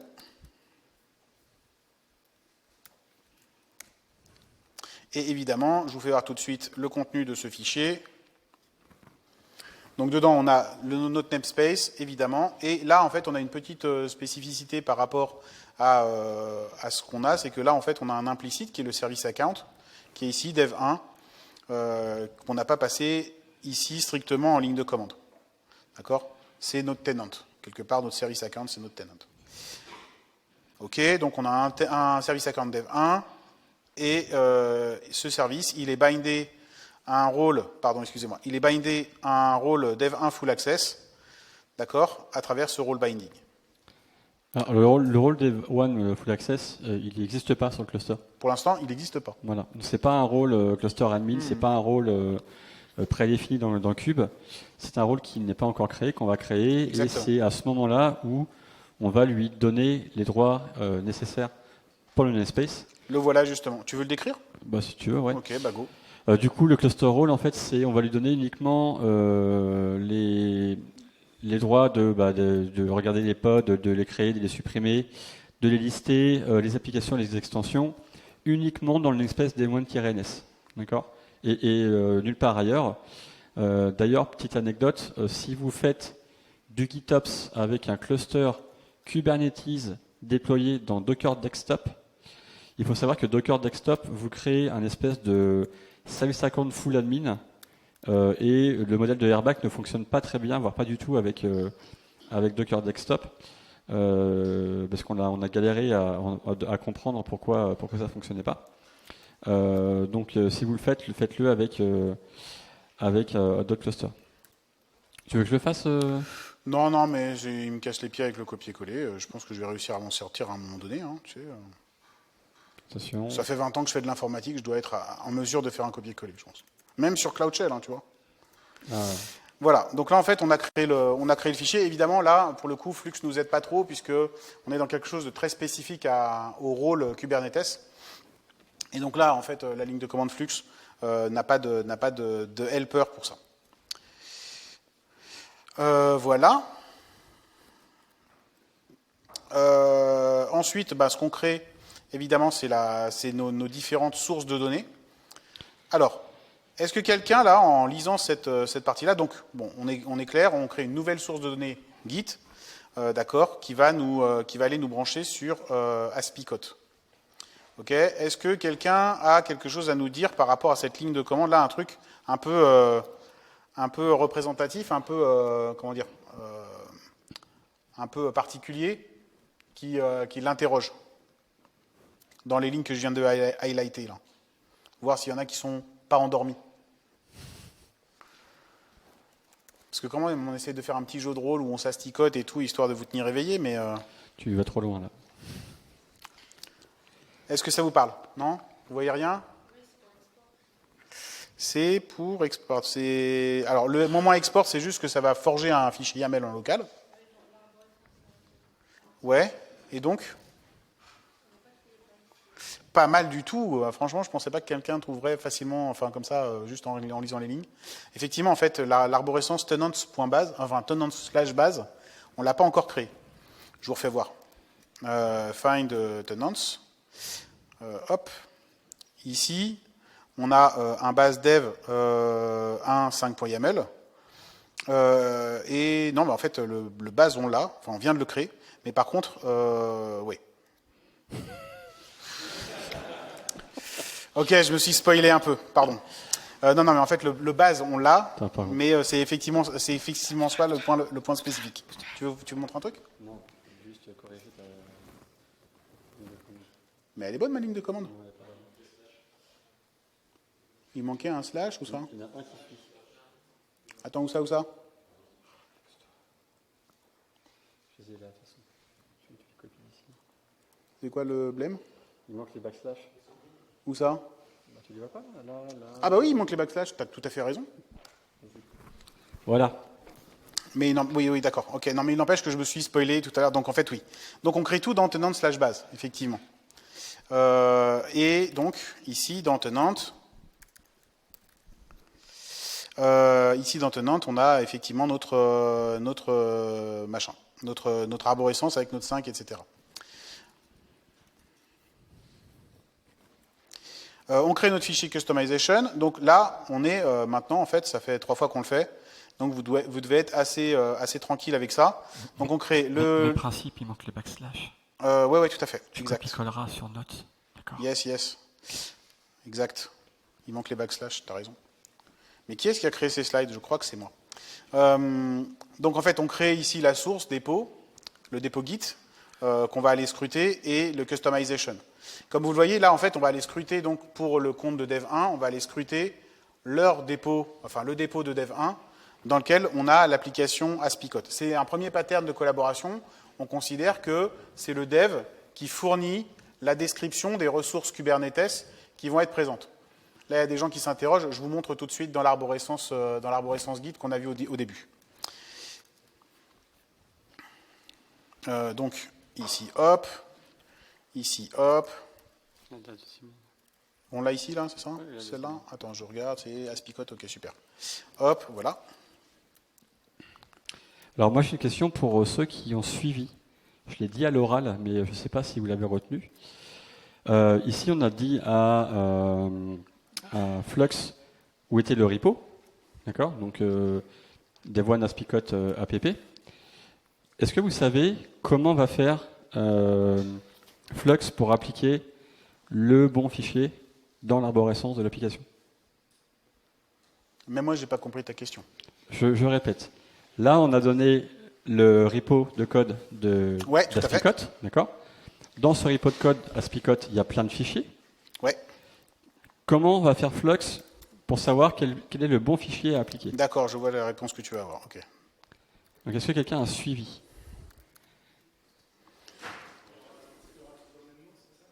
Alors, toujours le même nom, lequel? Je l'ai dit tout à l'heure, je l'ai dit à l'oral. Ouais, c'est que Flux.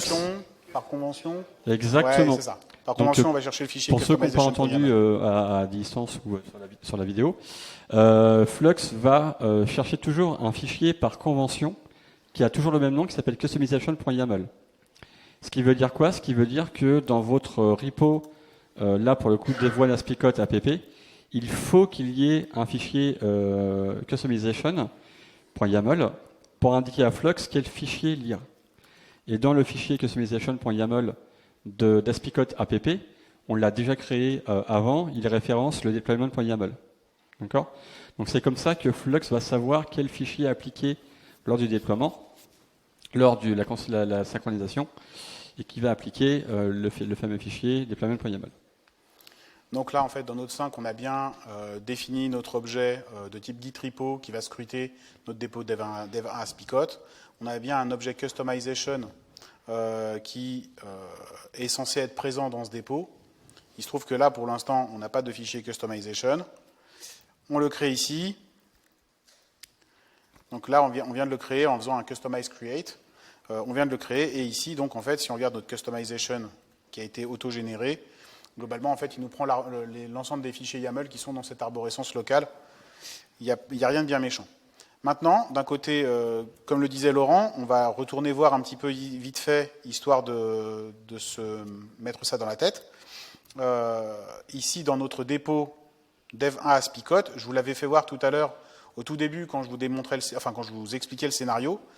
Ici, donc, on part du principe que Dev1, le pattern de collaboration entre l'Ops et le Dev, c'est que grosso modo, l'Ops, il indique le dépôt Git du Dev dans lequel on va trouver l'ensemble des objets nécessaires et suffisants pour que Kubernetes comprenne ce qu'il a à déployer.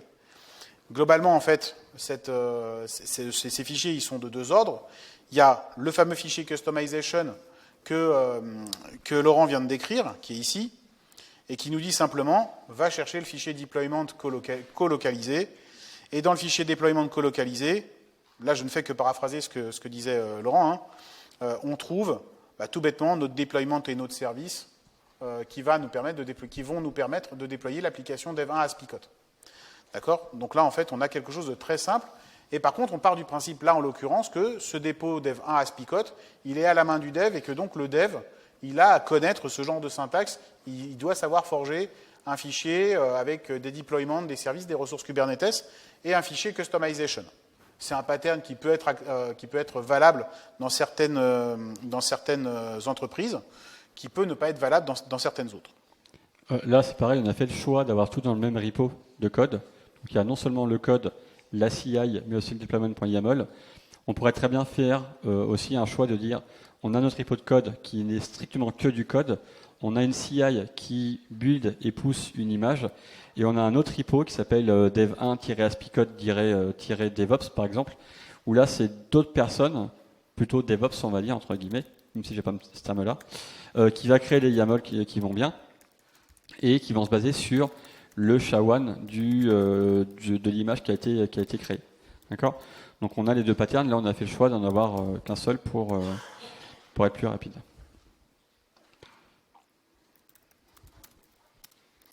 Donc là, en fait, ce qu'on fait, c'est qu'on va pusher notre configuration dans GitHub de façon à ce que Flux puisse la récupérer. Flux côté cluster Kubernetes. Add dev ant tenant. Ok, git push. C'est Laurent Grangeot, ton... Oui. Ok, et le truc, il est ici. Le deuxième. C'est celui-là. Alors, est-ce que pour l'instant, vous avez des questions où vous comprenez ce qu'on vous montre ? On sait que ça peut être très très compliqué de vous balancer plein d'informations comme ça au début. C'est pour ça qu'on a fait aussi les slides, le repo pour le faire à tête reposée. Si vous avez des questions, des remarques, n'hésitez pas. Oui, il y a une question.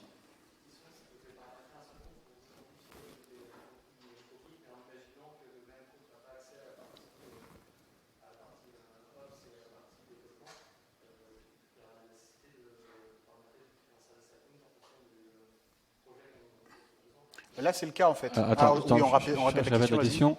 Donc, si j'ai bien compris, c'est que là, on a un service account qui a à la fois accès au dev et à l'ops.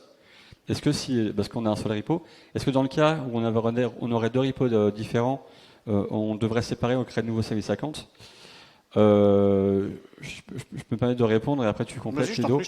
Le service account qu'on va créer, c'est le service account qui va faire tourner l'image dans le cluster. C'est pas le service account qui va aller se connecter au repo GitHub, d'accord ? Le repo GitHub, Flux se connecte avec la clé privée qui a été générée. D'ailleurs, tu peux aller voir... qui est dans le namespace Flux System. Tu peux aller voir dans le repo GitHub. Il y a une clé publique qui a été déposée dans mon organisation, d'accord ? Et quand Flux va aller se connecter au repo GitHub, il va se connecter avec sa clé privée. Donc ça, c'est l'authentification. Et ensuite, il aura accès ou non à certains repos. Là, pour le coup, il a accès à Fleet Infra, et je crois qu'il aura accès à tous les repos publics-privés.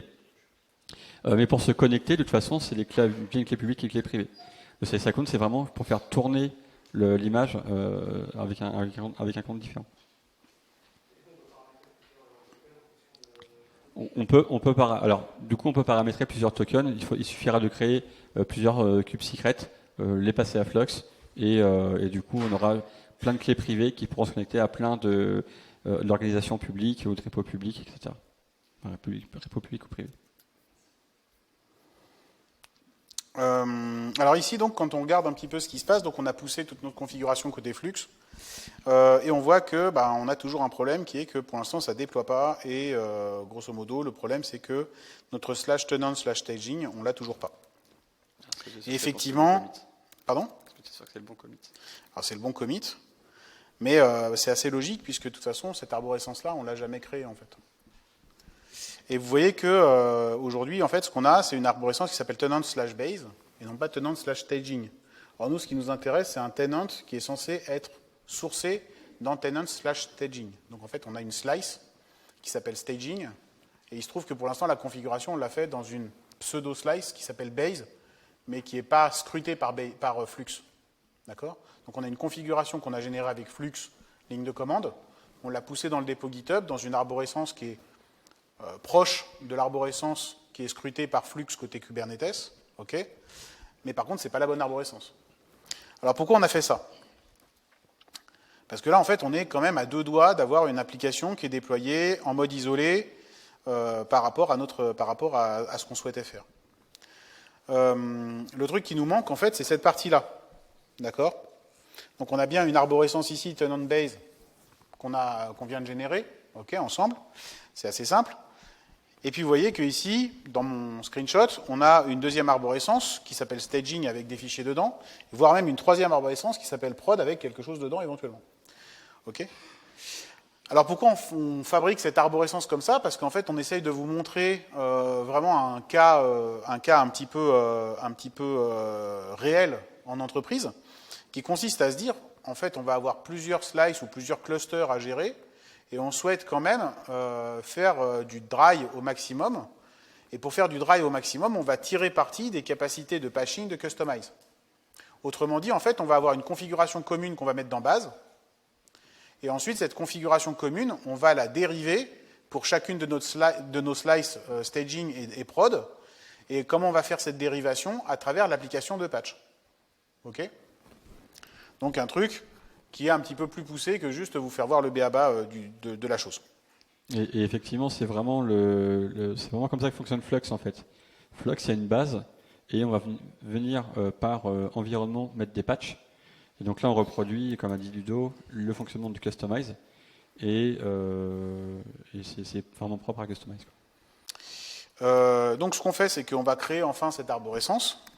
OK ? Et puis, dans cette arborescence, ce qu'on va faire, c'est qu'on va créer juste ce qu'il faut. Alors, qu'est-ce qu'il nous faut ? Il nous faut d'abord un objet de type customization, d'accord, qui sera directement en racine de notre arborescence tenant staging dev 1. D'accord ? Et en gros, c'est tout ce qu'on dit dans ce fichier dans cet objet customization. Donc là, pas grand-chose à en dire. Attends, qu'est-ce qui se passe ? Tenant cat no file, machin. Il manque... c'est la tabulation qui pose problème ?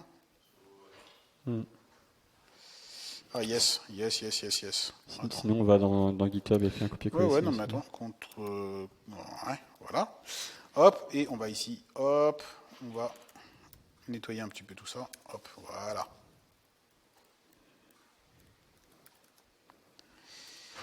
Hop. Voilà. Et puis, donc là, on n'indique pas grand-chose de foufou. Hein. Le seul truc remarquable, évidemment, c'est qu'on se met dans le namespace dev1ns, évidemment, puisqu'on est sur le tenant de dev1. Rien de foufou là-dedans. Ensuite, ici, ce qu'on rajoute, c'est notre fameux patch. Alors, notre patch, je vais appliquer la commande et puis on va regarder ensuite. Alors, est-ce qu'il nous fait le même... Ouais, il nous fait le même souci d'indentation. Hop.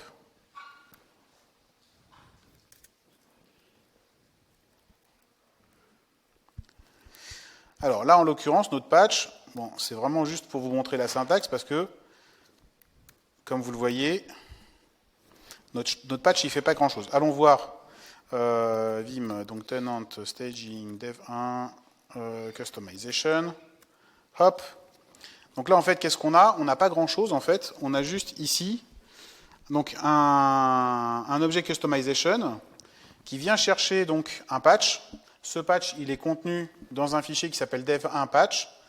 et ce dev1 patch s'applique par-dessus une arborescence qui est base dev1. D'accord? Donc en fait, en gros, ce qu'on indique, c'est customization. Tu prends toute ta consolidation d'arbres de ressources customize qui est présent dans base dev1, et par-dessus ça, tu nous appliques un patch qui est décrit dans dev1 patch. Ok? Voilà. C'est la question que je me pose. On va voir. On va voir, mais à mon avis, ça va chier un peu. Va dans le workshop. Ici. Le workshop. Tu veux que j'aille chercher le backup Non, dans le workshop. Dans le workshop. Tu veux que j'aille chercher le fichier multitenant RAD. Ouais. Ok, documentation. Si vous faites le workshop, donc Flux Multitenant, vous avez dit, il y a toutes les commandes ici, et vous avez un petit bouton copier-coller, qui là, copier-coller là, ouais. qui là est beaucoup mieux et bien structuré. Donc n'ayez pas peur. Hop, non, c'est pas ça que je veux faire. Oh là là là là, tu spoil tout. 3 secondes. Oh là là là là. Donc RM de tenant staging. Tu sais, ça va l'écraser. Hein. Ouais. Bah oui, RM, oui. Non. Oh, si je te laisse. Qui a déjà fait un RM-RF/étoile? Alors attends, moi ce que je ça voulais, fonctionne plus très bien. Ça. Attends, ce que je voulais, c'était pas le dev1, c'était le customization préalable. Non, t'as un patch et t'as le customization. C'est celui-là, voilà, hop. Celui-là aussi. Hein. Ouais, tout à fait. Je vais aller chercher. Alors attends, hop, Cloud Shell. Vous avez jamais fait des RM-RF/étoile? Franchement, faites-le, c'est génial. Il y a un LS qui fonctionne, puis d'un seul coup, il fonctionne plus.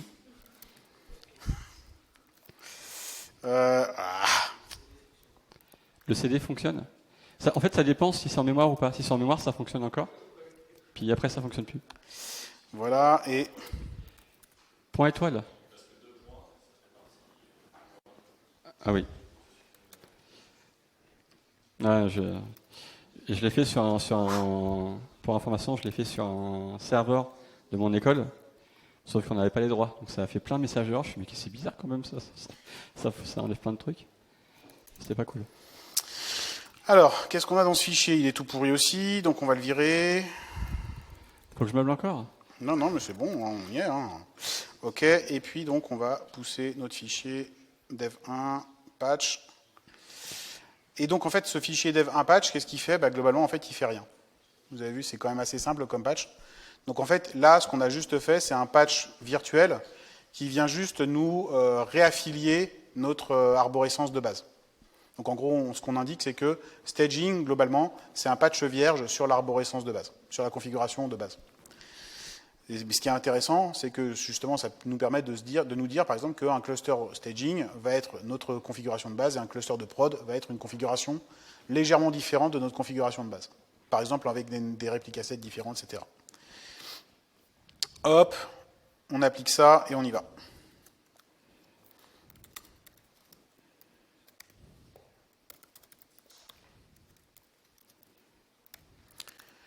Hop.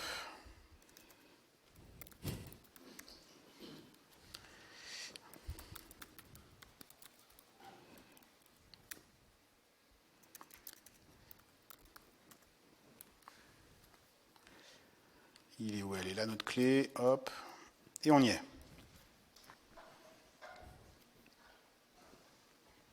Il y a un petit peu de latence. Ok. Wouhou! Et alors là, pour le coup... Alors, fais un kubectl get all. Alors là, en fait, il y a un truc qui est intéressant, c'est que vous voyez, on a quand même des éléments qui sont réconciliation in progress. Donc là, en fait, Flux a détecté qu'il y avait des évolutions qui étaient en cours et que le cluster Kubernetes était en train de procéder à sa boucle de réconciliation pour atteindre la cible. Et là, on voit que globalement, c'est fait. Donc maintenant, si on fait un kubectl, justement,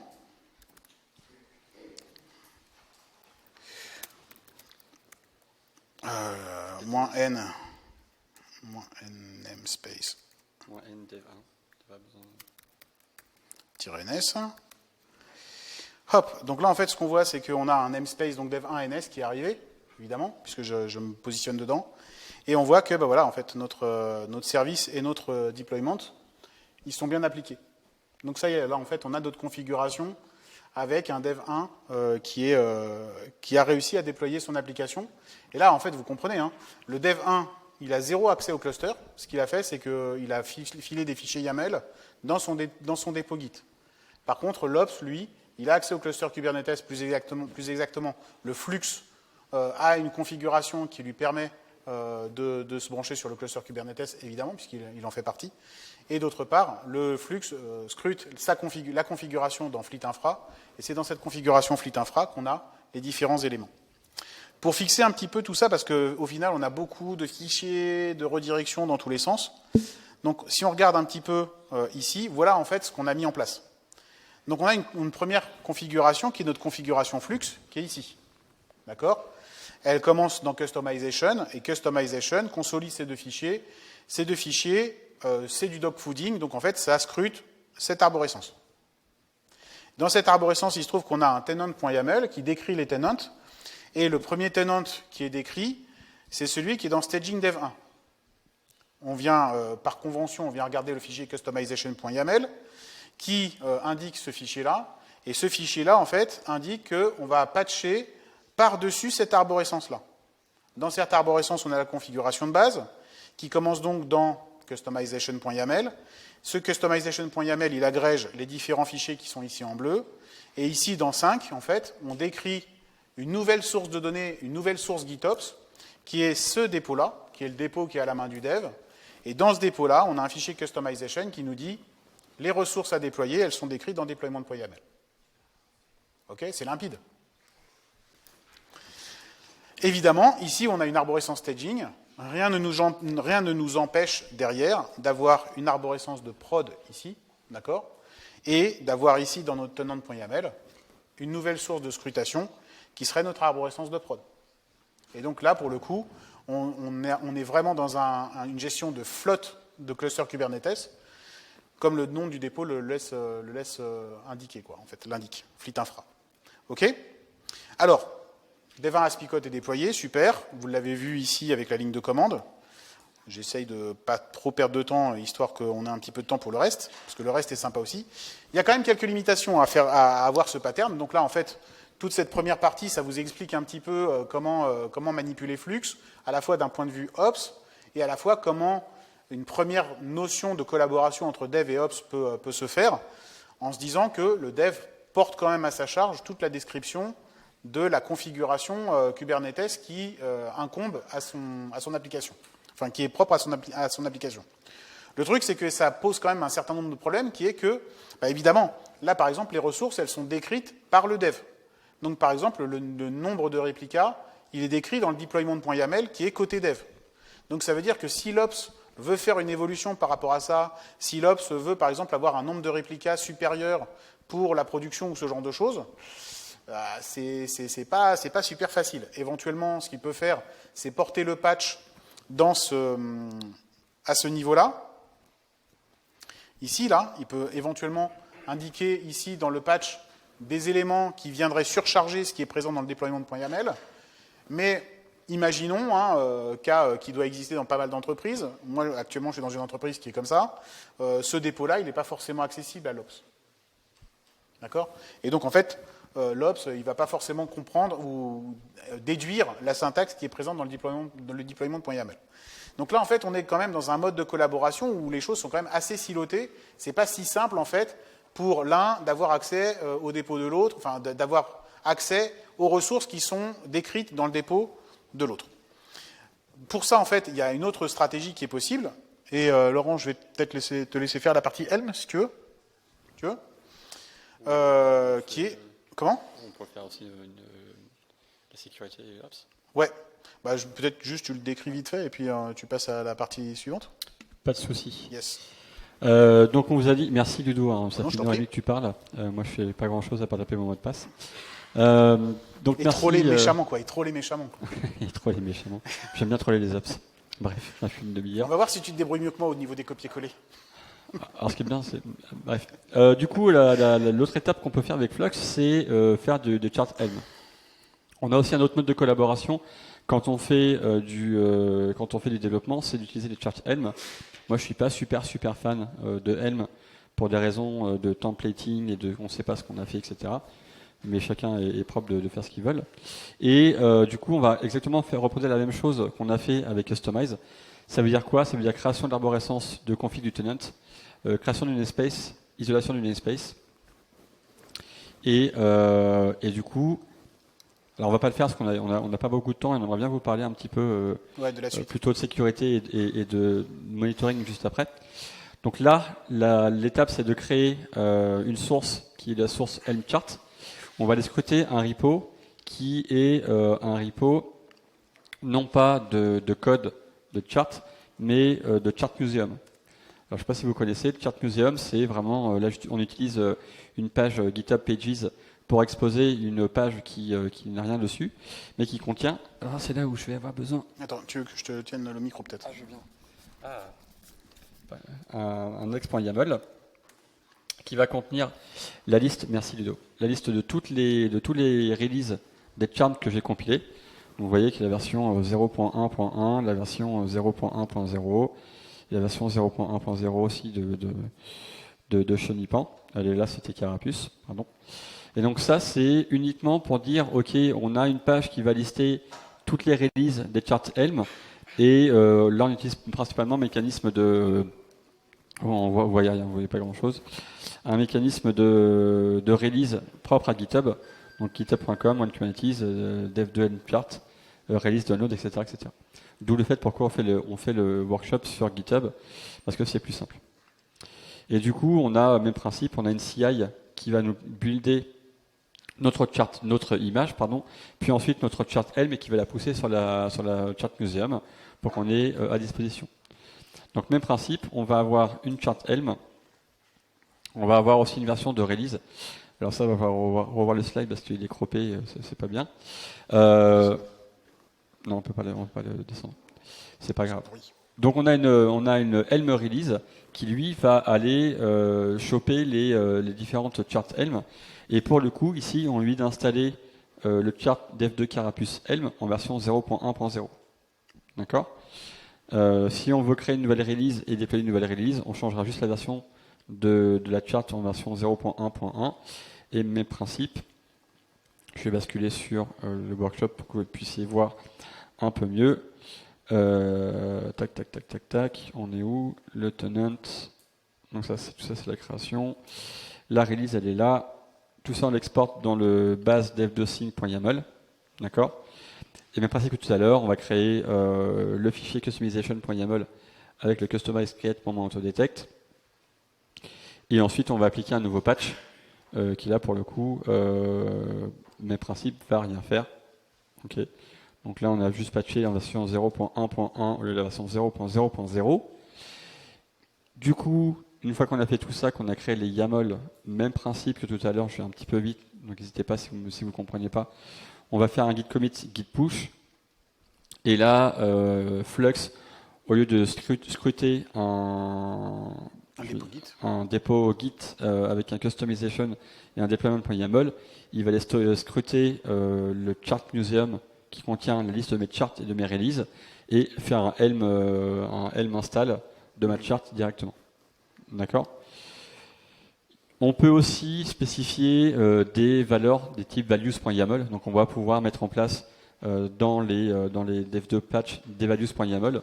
Et donc on va pouvoir corréler ça à des valeurs qui sont stockées aussi dans Git pour pouvoir installer des valeurs différentes quand on va installer un chart Helm par exemple de n'importe quoi. C'est un des gros avantages en fait d'utiliser. Enfin là, pour le coup, pourquoi on vous montre, même si c'est un peu rapide, parce qu'en fait toute la mécanique, elle n'est pas super intéressante. Un des gros intérêts en fait de passer par des Helm charts plutôt que de passer par des fichiers customize, c'est que le Helm chart nativement en fait, il a un fichier d'interfaçage, quelque part un contrat d'interface entre les devs et les ops. C'est le values.yaml.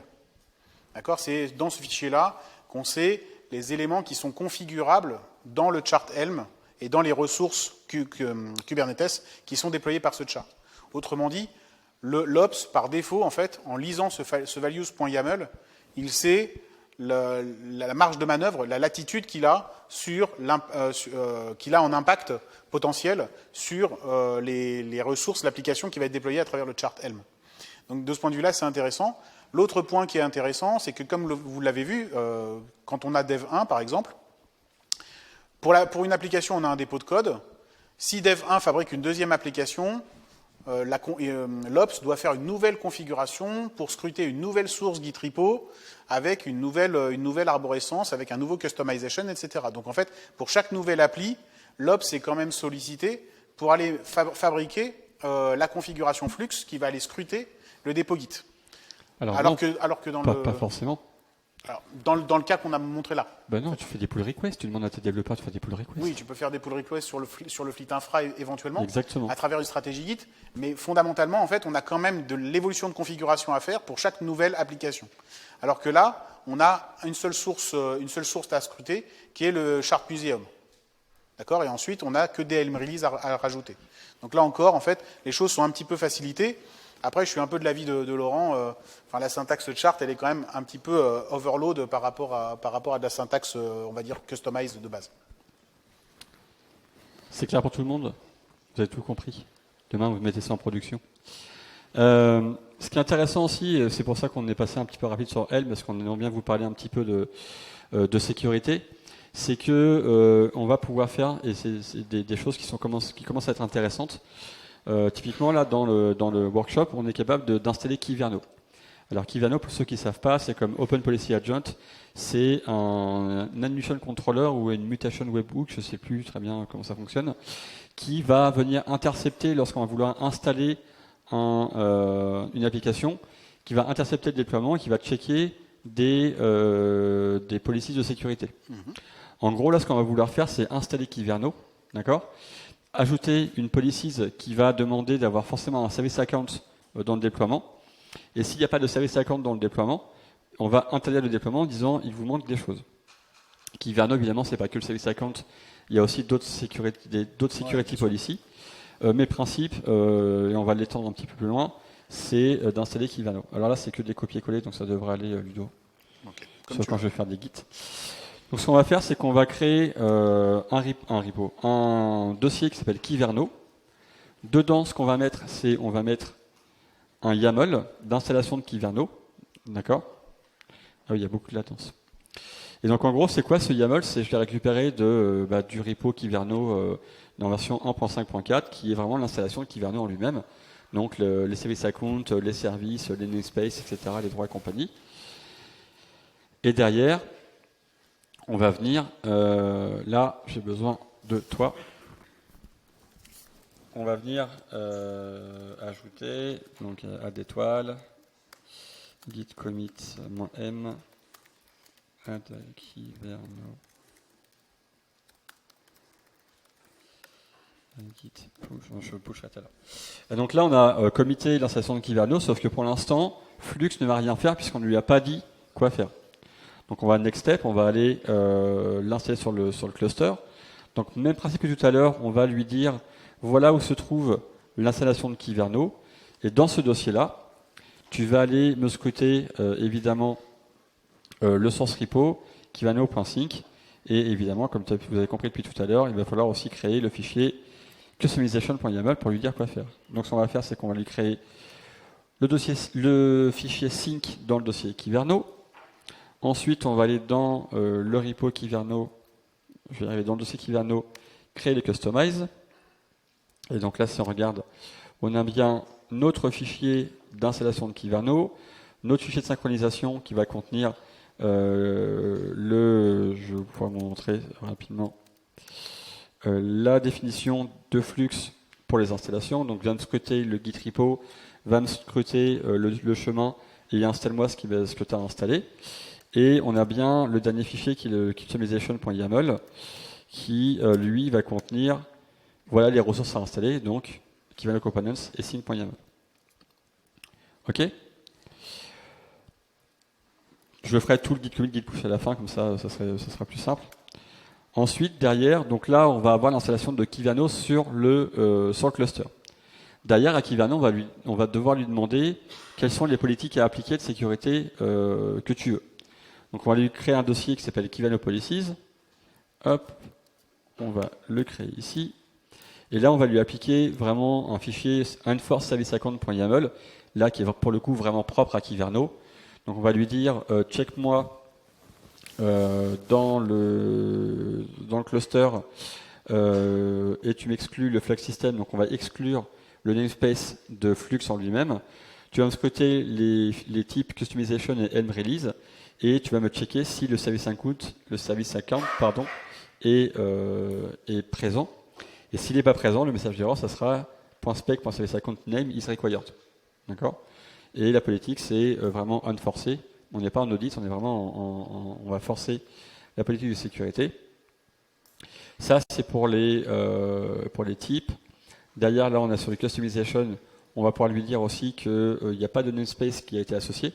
Donc imaginez, il y a un développeur qui fait un deployment.yaml sans service account, sans service account, et sans namespace. On va lui dire, bah, il manque des choses, je ne peux pas te le déployer. Pareil sur le Helm release, s'il n'y a pas de namespace, on va lui dire, bah voilà, il n'y a pas de namespace, donc merci de créer des namespaces. Et ça, Kivano, c'est plutôt cool. Donc on va créer le fameux YAML de politique. Tac, normalement qui fonctionne bien. Même principe que tout à l'heure, on va lui dire, il y a des fichiers installés qui sont dans le dossier Kivanos Policies, et donc tu vas l'installer. Donc on va créer le scene.yaml qui va correspondre à l'installation des policies de Kivano. Je regarde, et on va créer le customization.yaml. Donc même principe, on a le unforced service account, customization.yaml et scene.yaml. D'accord ?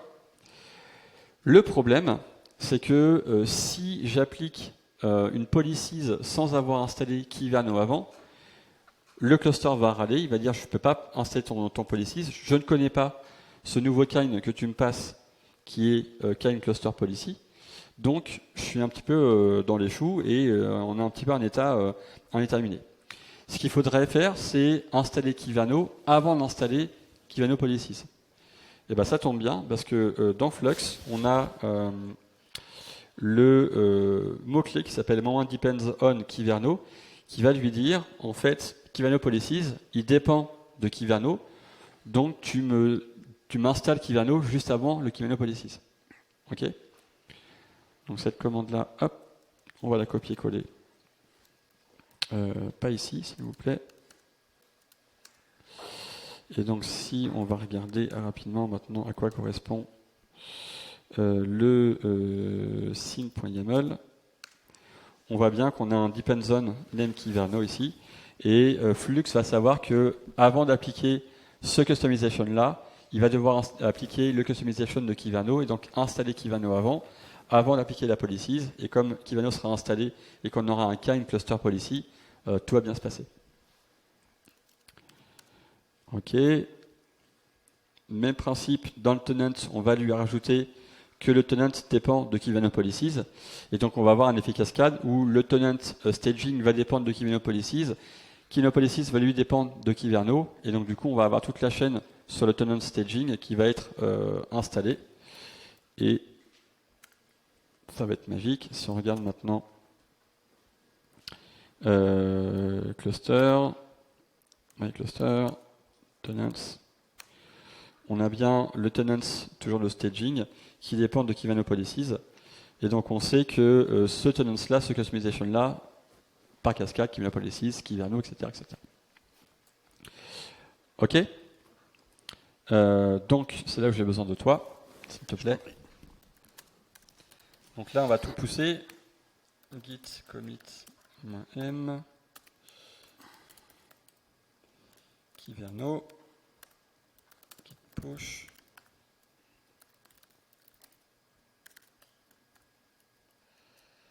hop hop hop, et normalement si j'ai bien copié-collé ou pas, oui c'est bon. Si je fais un flux get all, donc là ça va être en cours de réconciliation, il va y avoir voilà, des choses qui vont se passer. Mais en tout cas, Kivano sera appliqué, et maintenant, à partir de ce moment-là, tout déploiement qu'on va devoir faire, on aura non seulement besoin d'avoir un service account, mais en plus un namespace. Ce qui veut dire que si quelqu'un derrière s'amuse à faire des déploiements.yaml ou des charts Helm sans service account, sans namespace, il ne pourra pas non seulement déployer, mais il ne pourra pas aller embêter ses petits voisins aussi. Donc on commence vraiment à avoir un cluster qui est vraiment bien isolé. On a des namespaces dédiés des service accounts dédiés, et on a enforcé des policies, ce qui fait que on ne peut pas installer tout et n'importe quoi sur le cluster. Voilà, donc vous voyez qu'il y a Kivano qui est en train d'être installé, Kivano Policies, donc là il y a les health checks, les timeouts, etc. et compagnie. Kivano Policies et Tenants, ils sont bien pas ready parce que les dépendances Kivano ne sont pas finies. Normalement c'est en cours, donc apply, Kivano a été installé. Si je fais un cube cuttle get, vas-y, pods, -n Kivano, normalement. Donc j'ai bien mon pod Kivano qui tourne, et qui sera associé à mon policies, et donc du coup, dans le workshop, on va pas le faire parce qu'il y a une dernière chose que j'aimerais bien faire, pardon. Dans le workshop, on va essayer de fixer, enfin de corriger, pardon, le déploiement d'une charte Helm, parce que là on n'a pas fait, puisque la charte Helm qu'on a mis en place n'avait pas de service account, et donc si on voulait redéployer le chart Helm avec une nouvelle version, par exemple en version 0.2.0, il nous aura dit il n'y a pas de service account associé, donc merci de mettre un service account. Et donc ici, on voit dans la chart Helm qu'on rajoute le -, namespace dev2ns, et ici on va forcer le namespace dans le chart Helm, et ici le service account dev2 dans la release du chart Helm. D'accord ? Il nous reste 13 minutes et je pense qu'on aura fini. La dernière chose que je veux vous montrer, c'est qu'on est capable aussi de mettre des charts Helm qui sont à l'extérieur de notre organisation. D'accord ? Et donc dans la dernière étape, c'est comment on installe Prometheus. Ce que je vais faire, c'est que je vais me baser sur les charts de la communauté. D'accord ? Donc Prometheus Community, github.com, Helm chart. Et ici, mes principes, je vais créer une stack Prometheus, Cube et Grafana. Je vais me baser sur les charts Helm de la communauté. Et là, je vais l'installer en version... Ça va aller, merci. En version... je n'ai pas encore la version ce qu'il y a en dessous. En version 31.00. D'accord ? Et ce qui est intéressant, c'est que là, je vais créer un fichier qui s'appelle values.yaml. Donc, mon fameux values.yaml qui va aller définir l'installation de mon Prometheus. Donc ici, je lui dis que je n'ai pas Alert Manager, que les dashboards, il faut les chercher dans tous les namespaces, et que les pod monitor selector, ça va être ceux de Flux. Et le principe, c'est que je vais essayer de monitorer via Prometheus et Grafana Flux en lui-même. Donc dans le workshop, vous allez voir, il y a plein de dashboards, etc. qui sont associés à ça. Et tout ça, ça va être fait via Flux. D'accord ? Donc j'ai installé la nouvelle source des charts de communauté de Prometheus. J'ai mon fichier values.yaml qui va aller me configurer Prometheus. Là, je lui dis d'installer une release, la version 31.0.0 de Prometheus. Et surtout, je lui dis aussi, on va pouvoir lui faire des choses. Typiquement, créez-moi ou remplace-moi les CRD si jamais il y avait des CRD installés avec Prometheus. Ce qui veut dire que dans mon fichier qui est ce fichier-là, sync.yaml de mon cube Prometheus, on commence à avoir des choses et on commence à avoir des versions 31.0.0. Ça veut dire que si je veux augmenter sur la version 32, 33, 34, 35, etc., j'aurai juste à changer la version, git push, et Flux va se charger du reste. Et là, il y a des choses qui commencent à être intéressantes puisque, juste après je vais continuer, mais on pourrait très bien imaginer dans une entreprise avoir alors maintenant on appelle plus ça des ops, maintenant on appelle ça des plateformes admin. On est vraiment sur la création d'un nouveau type de job qui s'appelle le plateforme administrateur, plateforme engineer. Donc on peut très bien imaginer des plateformes admin qui vont mettre à disposition des catalogues de services, de composants installables sur Kubernetes. D'accord ? Donc là on parle de Prometheus, on parle de Grafana, on va parler de Distillio, on va parler de tout et n'importe quoi. Et du coup, là où avant on avait la même problématique que Ansible a résolu, c'est-à-dire qu'on avait des versions différentes de cluster Kubernetes avec des versions Distillio de Prometheus, de Grafana différentes installées par cluster. Et le fameux, je ne comprends pas, chez moi ça marche, ça fonctionne aussi avec des clusters Kubernetes. Avec Flux, on va pouvoir avoir potentiellement beaucoup de clusters, des centaines de clusters connectés au même repo d'accord, qui va avoir potentiellement une liste de YAML à appliquer, donc une liste de composants à pouvoir appliquer, et on aura juste à ajouter, vous avez vu depuis tout à l'heure, on joue avec cluster by cluster. Bah, imaginez que ce dossier clusters contient une liste complète de tous les clusters de votre organisation, et là vous pouvez avec un seul point d'entrée installer la même version pour tout le monde, puisque là la chart version 31.0.0 elle est installée pour le cluster my cluster, mais on pourrait très bien dire pour mon cluster production, cluster staging, cluster BU à côté, quoi que ce soit. On pourrait très bien appliquer un patch. On pourrait très bien appliquer un patch, on pourrait faire ce que vous voulez. Et ce qui est intéressant, c'est que on commence vraiment à pouvoir proposer en tant que plateforme admin des catalogues de services qui sont standardisés, qui sont unifiés pour tout le monde, avec la même installation partout. Et si vous regardez bien le nom du repo c'est Fleet Infrastructure. Donc on gère une flotte complète de clusters. Et on ne gère pas un cluster de notre application ou un cluster à côté, mais c'est vraiment une flotte complète une flotte complète de clusters pour tout le monde. Moi, je trouve que c'est vraiment la plus grosse force de Flux. Ça veut dire qu'avec un seul repo, on peut gérer des centaines de clusters. Ça veut dire que potentiellement, avec une seule personne, un seul ops, un seul plateforme admin qui gère un repo qui sont branchés à des centaines de clusters, on peut très bien multiplier les forces. Et là, on est vraiment dans la scalabilité et déploiement générique de pas mal de choses. Ansible, c'est pareil avec les VM. Ah oui, tout à fait. On va essayer d'installer les Grafana Dashboard. Donc là, même principe, on va créer un dossier de config. Donc cube Prometheus stack config.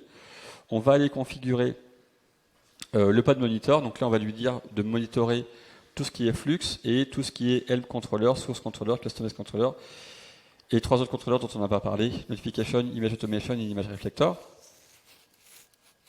Hop, on va passer rapidement, j'aimerais bien vous montrer ça à la fin.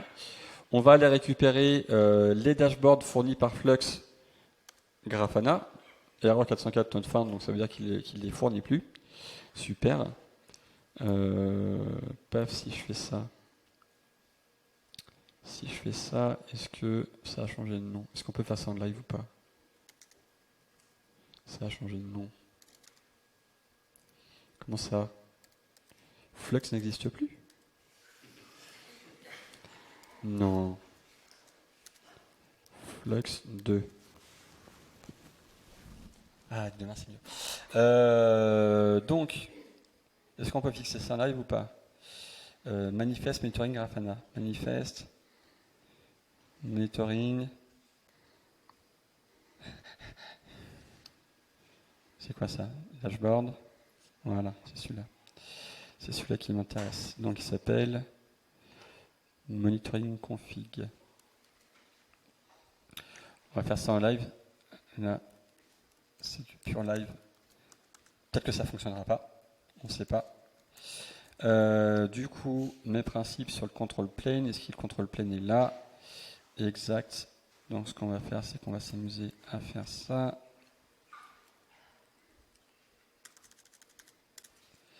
Monitoring config.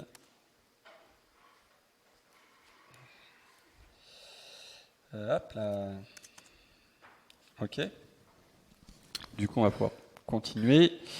Et ici, on va lui dire que, pareil, même principe, dans le customization.yaml, tu vas m'appliquer le podmonitor.yaml et la config de la config map de podmonitor.yaml. En fait, on va lui injecter les deux JSON qu'on vient de télécharger pour lui dire voilà les deux dashboards que je veux voir au niveau de Prom Grafana. Donc, même principe, on applique tout ça. Et là, c'est là où il faut que tu me tiennes. On va tout git commit, tout git push, et on va serrer les fesses. Git commit -m add grafana app push. Hop. Hop. Et là, on va espérer que tout ça, ça fonctionne. Si on regarde, je les ai mis dans quoi? Je les ai mis dans tout. Donc déjà, on va avoir Flux. Flux get all. Bon, il l'a pas récupéré, mais je pense qu'il va bientôt les récupérer. Et donc là, on va avoir vraiment avec Flux et avec un repo Git l'installation de Grafana Prometheus. Et normalement, on aura des jolis dashboards que je pourrais vous montrer à la fin, si jamais ça fonctionne.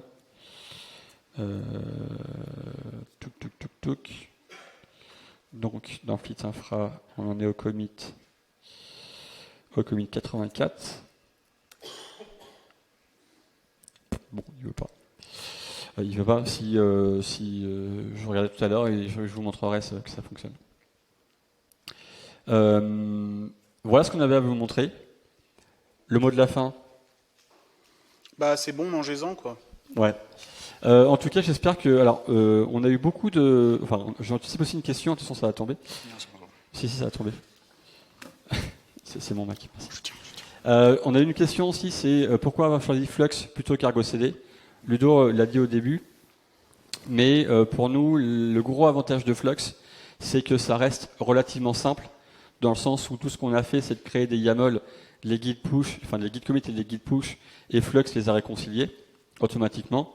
Là où Argo CD, évidemment, bon, ça marche pas. Là où évidemment Argo CD va un peu plus loin, peut-être trop loin dans ce qu'il fait. Pour l'instant, on a une guerre entre Flux CD et Argo CD. L'un des principaux arguments que j'ai entendu, c'est que ouais, mais dans Argo CD, il y a une IHM, il y a une UI, donc du coup, c'est cool, on voit ça. Deux choses. Moi, la UI, faire des clics-boutons pour créer des YAML, pour déclencher des YAML, faire des déploiements, etc. Je suis pas super fan parce que qui dit clic-bouton dit bah c'est pas tracé, d'accord. Il y a rien tracé dans Git. Et avec Flux, là, le fait d'avoir des YAML poussés dans Git, c'est tracé et on voit vraiment ce qui fonctionne. Deuxième chose que je voulais vous montrer pour finir, c'est que à la base, Flux et Weavework, d'accord, qui le fait. Weavework, pardon. Weavework a sorti, il n'y a pas longtemps, il y a peut-être 2-3 mois, une version open source de GitHub Score avec une IHM. D'accord, donc si vous voulez vraiment une IHM sur Flux, vous pouvez avoir une IHM sur Flux grâce à ça. Et l'IHM, je la trouve intéressante quand c'est vraiment de la visualisation ou du reporting, plutôt que d'avoir des choses où on peut faire des clics-boutons. Mais en tout cas, on commence à avoir une convergence entre Argo CD et peut-être Flux, et je trouve ça super intéressant. Est-ce que vous avez des questions? Alors n'hésitez pas. Hein. Oui, il y a une question, monsieur là-bas. Il y a un micro si vous voulez. Sinon, je répète la question, comme vous voulez. Je voulais juste savoir est-ce que vous avez un screenshot par exemple de du dashboard de Grafana, à quoi ça ressemble? Je résous le problème et je l'enverrai, promis. D'autres questions? Oui.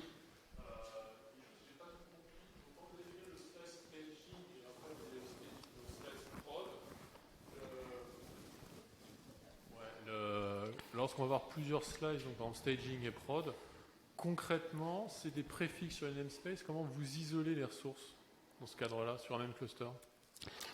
Alors, ce qu'on a fait aujourd'hui, là, c'est que, alors je répète la question, c'est on a fait des slices staging et prod, et comment on fait pour isoler les ressources? Est-ce que c'est des préfixes différents? Pour la démonstration, effectivement, le staging et la production, c'est le même cluster, d'accord? Dans la vraie vie, ça serait deux clusters différents, parce qu'on respecte les séparations, separation of concerns, donc production hors production. Et sinon, si vraiment on veut avoir différents environnements de non-production, par exemple dev, staging, intégration, whatever, pour moi, l'une des pratiques, ça serait de suffixer avec un -dev, -staging, etc. Et pour faire la même isolation, ou voir carrément un espèce dédié à Dev1, et c'est à eux de faire des deployments avec des noms de pod ou des noms de services qui seraient suffixés. Donc ça, je le mettrais dans le patch moi-même, c'est pas Flux qui gérait les suffixes. On peut le gérer comme ça, on peut dire à Flux de le suffixer, d'accord, en lui forçant un nom. Mais effectivement, au niveau des patchs, vous pourrez très bien dire, bah voilà, je viens surcharger ce qu'a fait le développeur, parce que le développeur, il sait pas faire. Ok, merci. Et vous avez une récapitulation de ce qu'on a fait. S'il n'y a pas d'autres questions, on sera aussi dehors si vous avez des voulez questions, pour en discuter. On n'a plus le temps, ça clignote, ça Nous clignote. n'avons plus le temps. Au revoir. Il y a le monsieur qui nous fait coucou. Au Donc on revoir, sera coucou. dehors si vous voulez pour en discuter. En tout cas, j'espère que ça vous a plu.